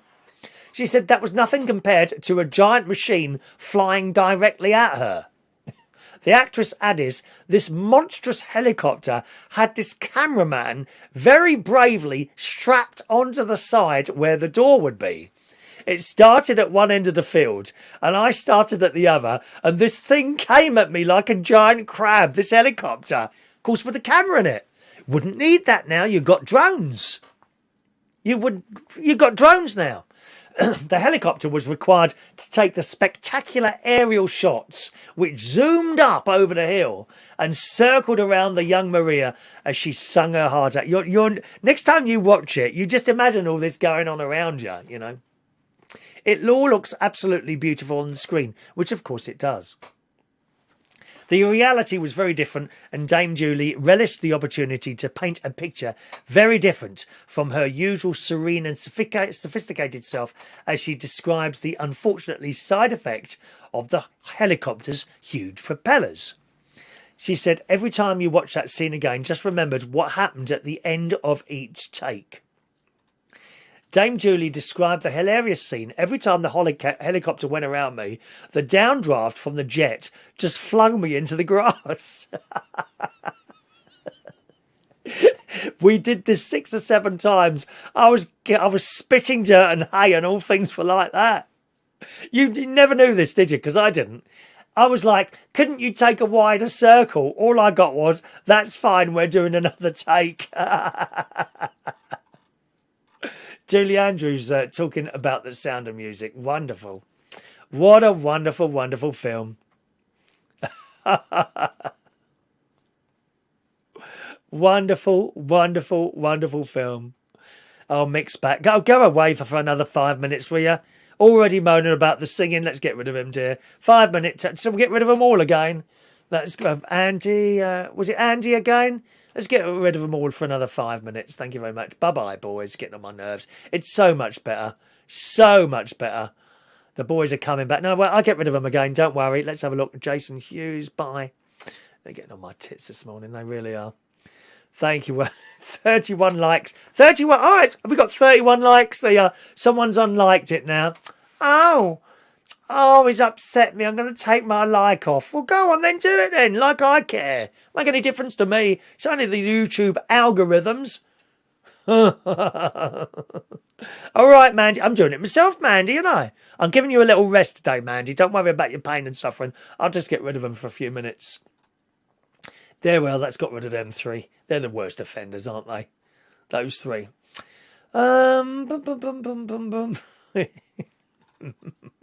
Oh, this is so nice and cosy. It really is like this. Where are we now? Oh, Daniel Woodhouse is still here. Sorry, Daniel. Bye-bye. There you go. Thank you for reminding me, Daniel. You're one of them.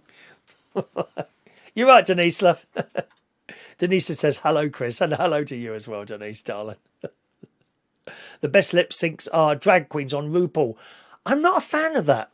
Not a fan of that RuPaul's Drag Race for some reason. I don't know why I'm not a fan of it, because I should be, but it's not drag as I knew it, you see. It's new drag, where they are all, and doing very well, lip syncing, and they look beautiful. I like a drag queen to be comical, telling jokes and things like that. John Aitken, I tell you, he knows what I mean. You know, people like Miss Jason, favourite drag queens, Miss Jason, Sandra, of course, Titty LeCamp, although she does sketches sort of thing, Titty LeCamp, and things like that. I must have said hello to you this morning, haven't I, Denise? She's been here since 8:45, as always, Denise. She loves Drag Race. Maisie Trillette, she's really old. I think she's well into her 80s, Maisie Trillette. She still works. Yeah. Even some of the new ones are quite good. Who's our Aaron? Aaron is his boy name. I can't remember. A lot of the ones from up north are very good. Yeah, Manchester. They're very comedic, so to speak. Denise says the costumes are fabulous. It's not drag like the 70s. Bag of Chips is very funny. Yeah, I used to do her on a Sunday night at the Black Cat. I worked with her on Sunday nights. Yeah, I thought she might do well. She used to come in absolutely drunk as a skunk sometimes. Give me the mic, she'd walk in. Right, she don't want an introduction. She'd walk in, like, I'll be playing my music. Give us a mic, girl, let's start. She's a nice person, though. She's a lovely person. Bag of Chips. She's really nice. Really nice person. She's done well, hasn't she? But she's a character. And can I tell you, she is off the stage the same as she's on the stage. She's the same. She's a great character, Bag of Chips there.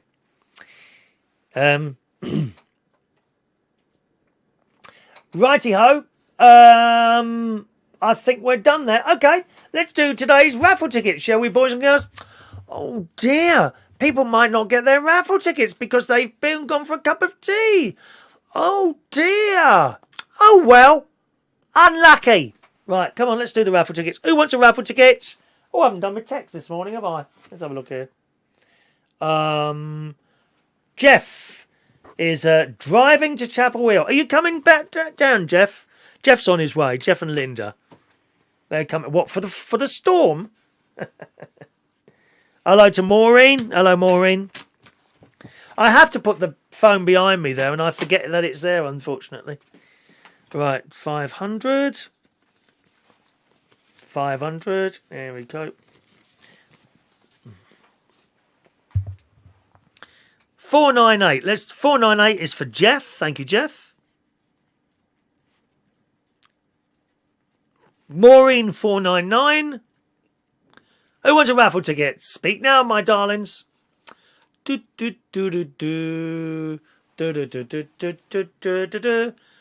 our Tony King. 500 for Mr. Tony King. I won't be caught out this time with running out of tickets. I bought another book up with me just in case. I don't know how long I'm going to be here this time. I intend to stay as long as possible till I run out of clothes, I think. Fran Green, 501. Thank you, Fran. Oh, isn't this lovely? So nice and quiet here. It really has. You know you've had a good night when your ribs are sore. Pardon, Heidi? I know I've had a good night when my butt... It doesn't matter anyway. Tony King. There we are. That's Tony King. Diane Jebb. We've done Fran Green. We've done Fran, haven't we? Fran, 501. Who's after Fran? Let me see now. Diane Jebb, 502. Diane Jebb, 502. Mark Bowles, 503. Michael Pullman, 504. Denise, the lovely Denise, 505. I must go for a walk before it starts raining. Denise, 5. Oh, I've got my lovely spaghetti arrabetta later. Heidi Young, 506. Mandy Davenport, 507. Ross Herndon, 508. See, Ross is never a problem, are you, Ross? You're never a problem, mate. You just sit there quietly on the side watching what's going on. Nice chap, Ross. That beard is something else, isn't it, eh, mate? Lovely beard. Shania, 509. Rachel, 510.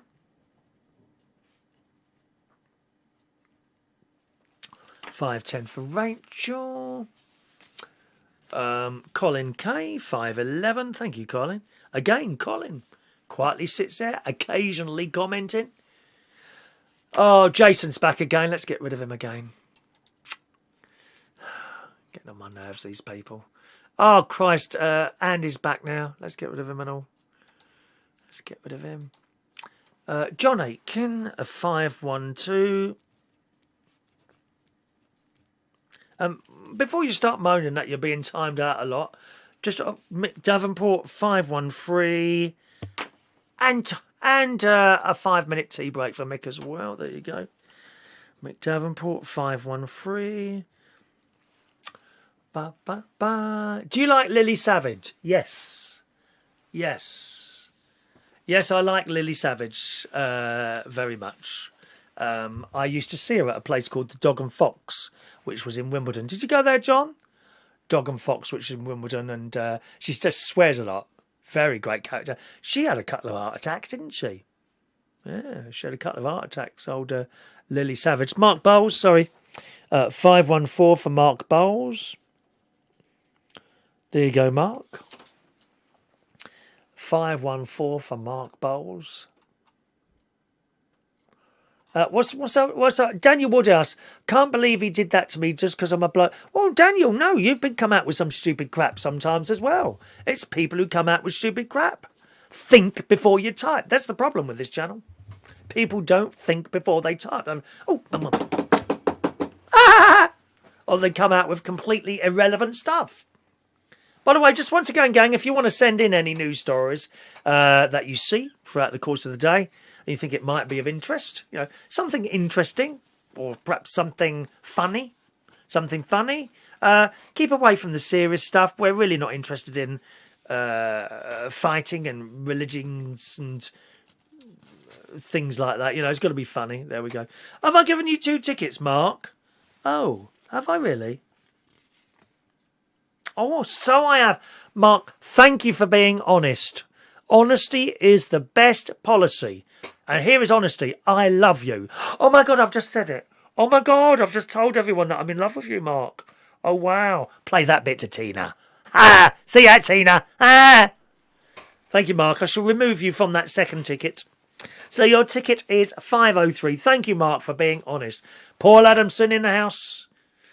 First time I went to the Dog and Fox, saw Freddie Mercury out with Kenny Everett. Sunday nights were fun. Yeah, they were. Up in Wimbledon, wasn't it? On top of that hill. I must have been in there when you were in there. I would imagine. Something like that. Everyone else like a raffle ticket? Please speak now. Okay. And let's do today's birthdays. Happy birthday on... Jason Users asked for a raffle ticket by email. That's fair enough, Jason. That's fair enough. Ticket number 514. Very clever.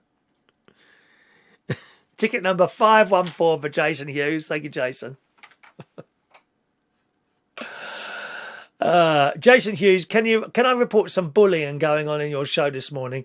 Can you put me in touch with the complaints department? No, that's okay. What I do with emails of complaint usually, I print them out, I put them on a little roll, and I hang them on the little hanging thing next to the toilet where the toilet roll usually hangs. And I use those in preference to toilet paper. So send through as many letters of complaint as you want. Because you can never have enough toilet paper. I've found that. Rachel, can we have a wedding invite, please? A wedding invite? You can be the bridesmaid, Rachel. There you go, love. In your Halloween outfit. in one of your witchy boo outfits. That's what we like. Have I missed anyone out from the raffle tickets? If so, please speak now. Meanwhile, let's do today's birthdays. Happy birthday on this Friday, the 2nd of October, 2022. Michael Creasy. We've only got 4 today. Hello, Michael. Happy birthday to Michael today. Annette Lockyer. Happy birthday to Annette. Debbie Joyce today. Hello, Debbie. 52 years old today. Happy birthday, Debbie. And Jordan today is 41 years old. So not too many birthdays today. Happy birthday, boys and girls.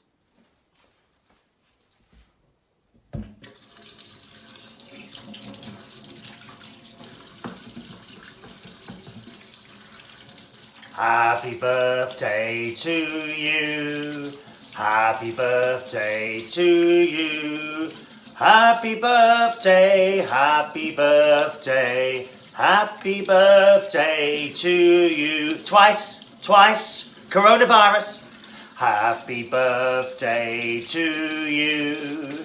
Happy birthday to you. Happy birthday, happy birthday. Happy birthday to you.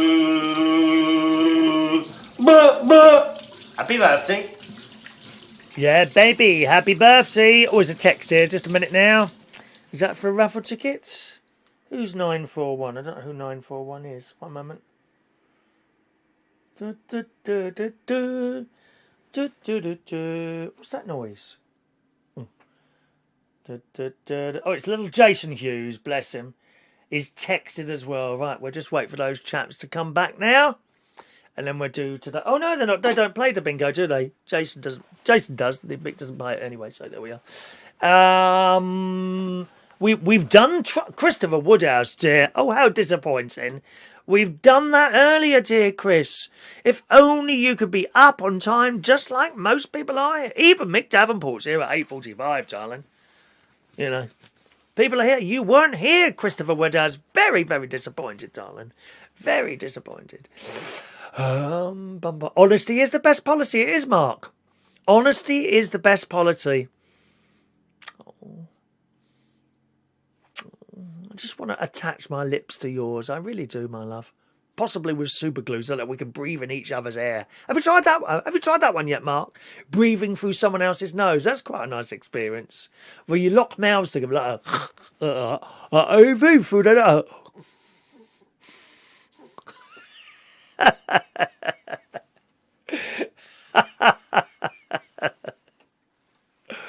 Oh, right, is that everyone's ticket? I think we've done everyone's tickets. Alrighty, gang. It's time for... Do you know, I've got a bingo jingle here and I never play it. So it's time now, gang, for our daily game of bingo.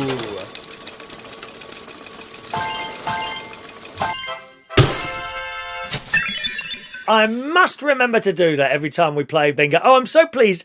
Rachel's found her Alexa to do cuckoo. Cuckoo, cuckoo. I like cuckoo clocks. We like something a bit exciting, don't we? Cuckoo. It was something else. What was it I saw the other day? Oh, on that programme I watched on Netflix, Ratched. Anyone seen that yet? Ratched. About the nurse.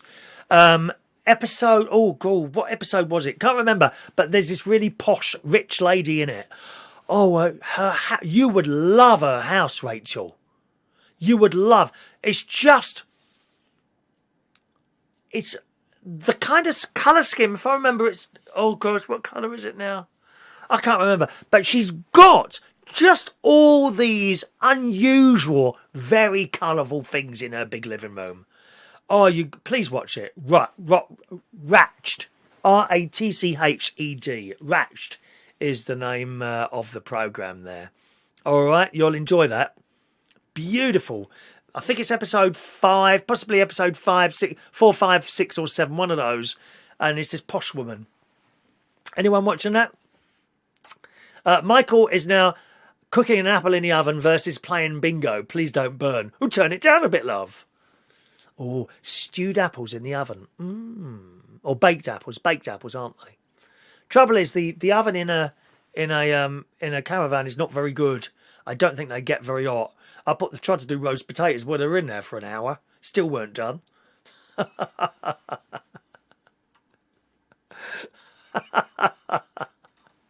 Never mind. Oh, he's back.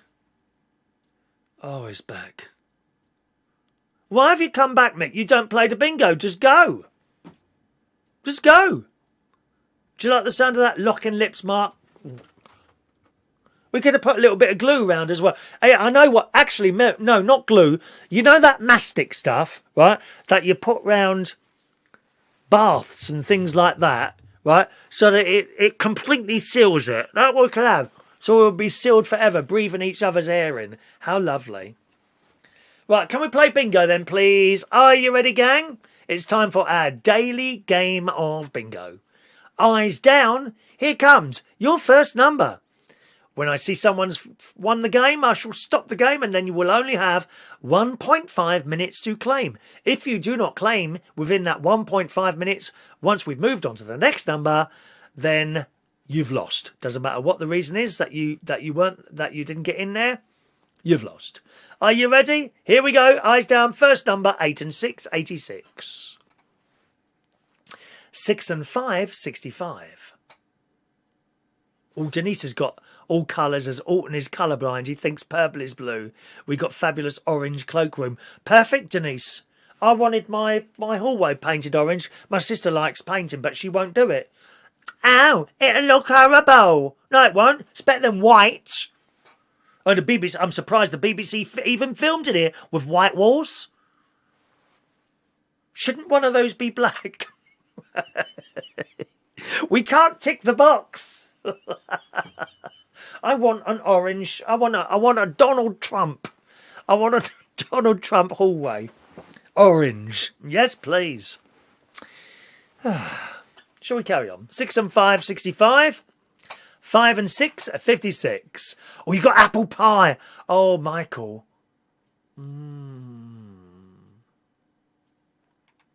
6 and 8, 68. Look at Jason Hughes moaning about a raffle ticket. For God's sake, a raffle ticket. That's the prize. Good job you told us, because I assume other people wouldn't have got them either. Strange that happened there. Anyway, there we go. 3 and 9, 39. 6 and 3, 63. 6 and 7, 67. 4 and 2, 42. Who was it who said that Alex Beresfield doesn't refer to his chat box at all? Perhaps we should do that then. You could join in the show by email only. You'd have to send an email. That would make you think about the crap that you say, wouldn't it? Before you say it. If you had to put it in an email, that might stop the stupid messages. Like from people like Jason Hughes, Mick Davenport, Andy V. It would stop all those stupid messages coming in, wouldn't it? They'd have to actually use their brain and think of how to put it. And if it was any spelling mistakes, I just wouldn't read them. Everything has to be correct. Punctuation marks and everything. Perhaps I could get hold of my old English teacher and you could send the emails via them first and they would check it for spelling mistakes. And if it's incorrect, it would be sent back until you spent it correctly. Yeah, but that would be a lot easier to ignore because I can just have all your emails going straight to spam then, Mick, couldn't I? Straight in the spam box. Wonderful. Hey, look, Jason's getting all ratty now. Oh, dear. Not moaning about bingo ticket yet. Just pointing it out and answering Tony's question. He's getting all upset now, Jason Hughes. You know why that is, don't you? He's not had his Greg sausage roll yet. His little brain cannot function until he has. What brain? What brain? There is no brain. Look, Andy V's jumping on there. He's not moaning. I don't know. Don't see any of this from Denise, do you? Do you see it? Do you see it from anyone else, Rachel? No. Fine green. Christopher Woodhouse, black walls. Oh, I could have black walls. That'd be something Rachel has. Black walls. Black and red. Halloween type. The Black Cat where I used to work, that had black walls. It was all black. But that kind of worked because of the lighting and all that in there. Anyway, can we carry on, please? Keep interrupting while I'm trying to do my numbers. 4 and 2. Hang on a minute. Mick Davenport don't even... hang on a minute. He don't even play bingo, does he? You see, he's a disruptor. Let's get rid of him. Bye, Mick. Hey, he won't be able to disrupt this bingo anymore. Anyone else want to be drop blocked? Please speak now. I'm ready for you today. I'm ready. You must go forward. Excuse me.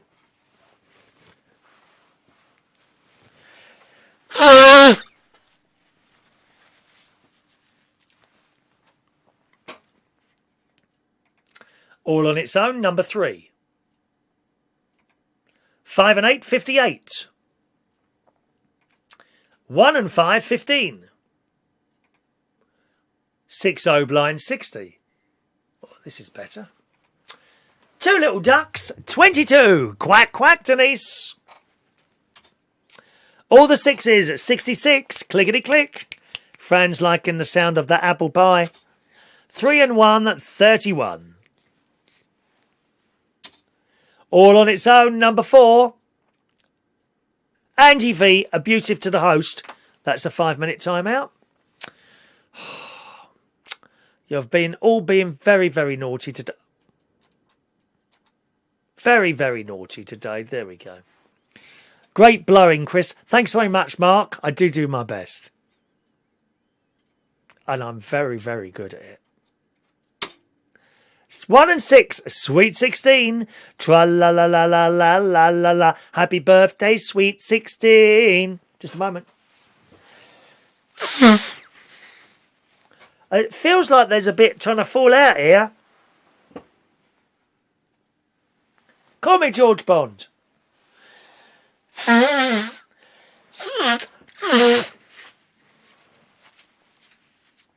Feels like there's a bit about to drop out. Do you know what I mean?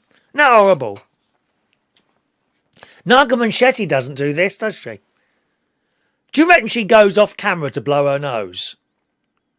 I reckon when Naga wants to go blowing, she goes off camera. She don't do it on camera, does she? Unless she's got one of those OnlyFans accounts, maybe. All the 7s, 77. 7 and 6, 76. 4 and 6, 46. 2-0, blind 20.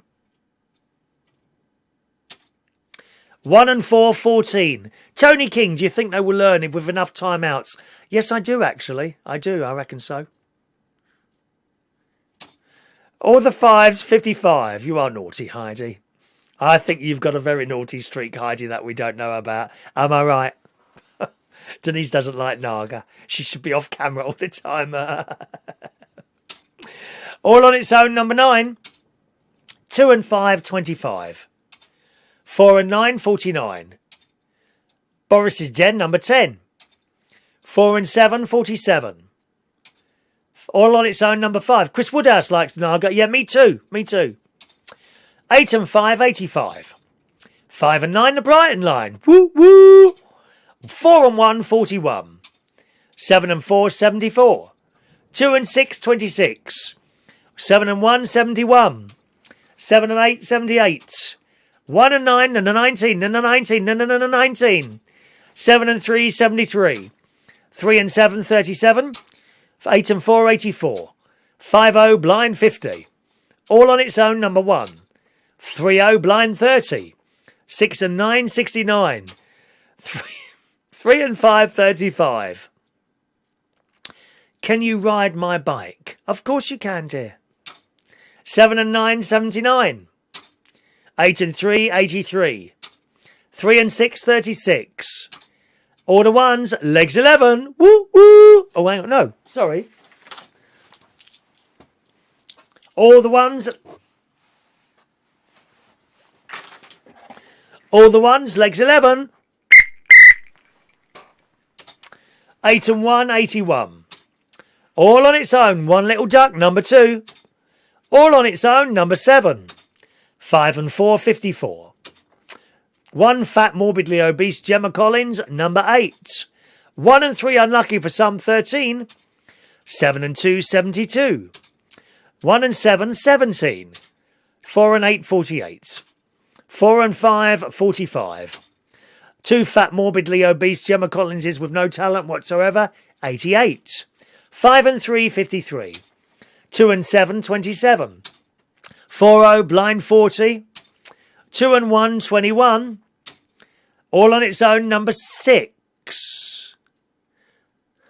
Yeah, there's no complaints about the speed, is there? What's happened to Peter Paliwoda? I haven't seen him. Is he all right? Anyone know? I haven't seen him for a while. Perhaps I'll upset him too as well. Never mind. 6 and 4, 64. 8 and 7, 87. 9-0, top of the shop. Blind, 90.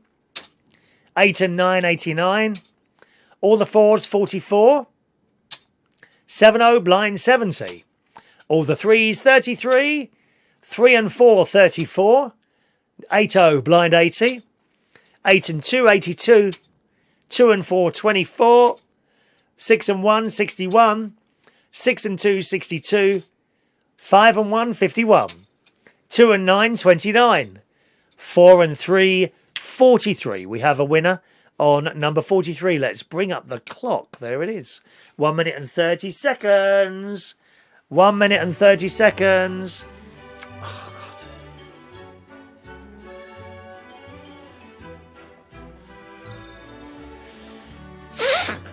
God. Dear me. Come on, who's won? Minute and a half to claim. Hurry up. I ain't got all day.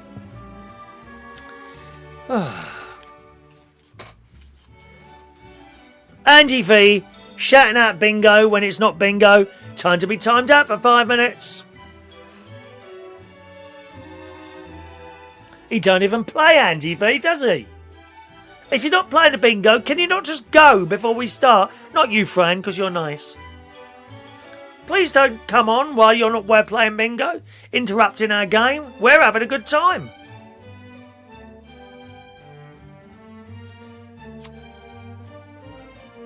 Did you binge eat, did you, Michael? Oh, I didn't know that. How did you manage to get out of that? Matter of interest. I shall be binge eating chocolate later. My nephew bought me a lovely large bar of Galaxy.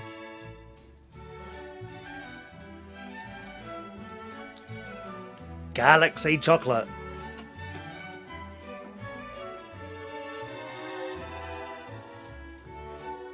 Mick has suggested we have a timeout jingle. God, he's had a good idea. Wow. Mark Bowles, I'm sorry, darling. You can't shout bingo if you haven't won. You will now be put in timeout. I've had to put Mark Bowles in timeout. I can't believe it. Gosh. Sorry. No exceptions. We're carrying on looking for a winner. That one wasn't there. That's another one who would fall off the system. Not my fault. Should have been here. 5 and 2, 52.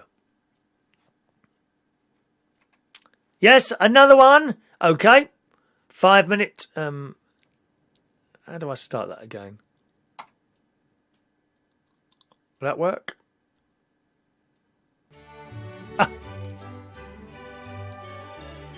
Come on, another claimant. Chop chop. Is this going to be one of those long ones where no one turns up? Aha, there he is, Gary Butler, shouting out bingo. Excellent, Gary. There we are. It's my nephew who's won. Look, my nephew. Here come his numbers. 7, 9, 13, 16, 27, 30, 37, 44, 52 was the last number, 54, 64, 73, 77, 80 and 81. Congratulations to Mr. Gary Butler for his bingo win this morning. Let me give you a raffle ticket, nephew. I've got to come up to Woodall, won't I, to post that parcel this morning, which I'll do after the show, I think. There we are, Gary Butler, ticket number 515. Gary Butler, ticket number 515. Congratulations, Gary. Oh, well, I'm worn out today. What an exciting show that was this morning. Possibly the best. I have so much enjoyed timing people out this morning. I really have.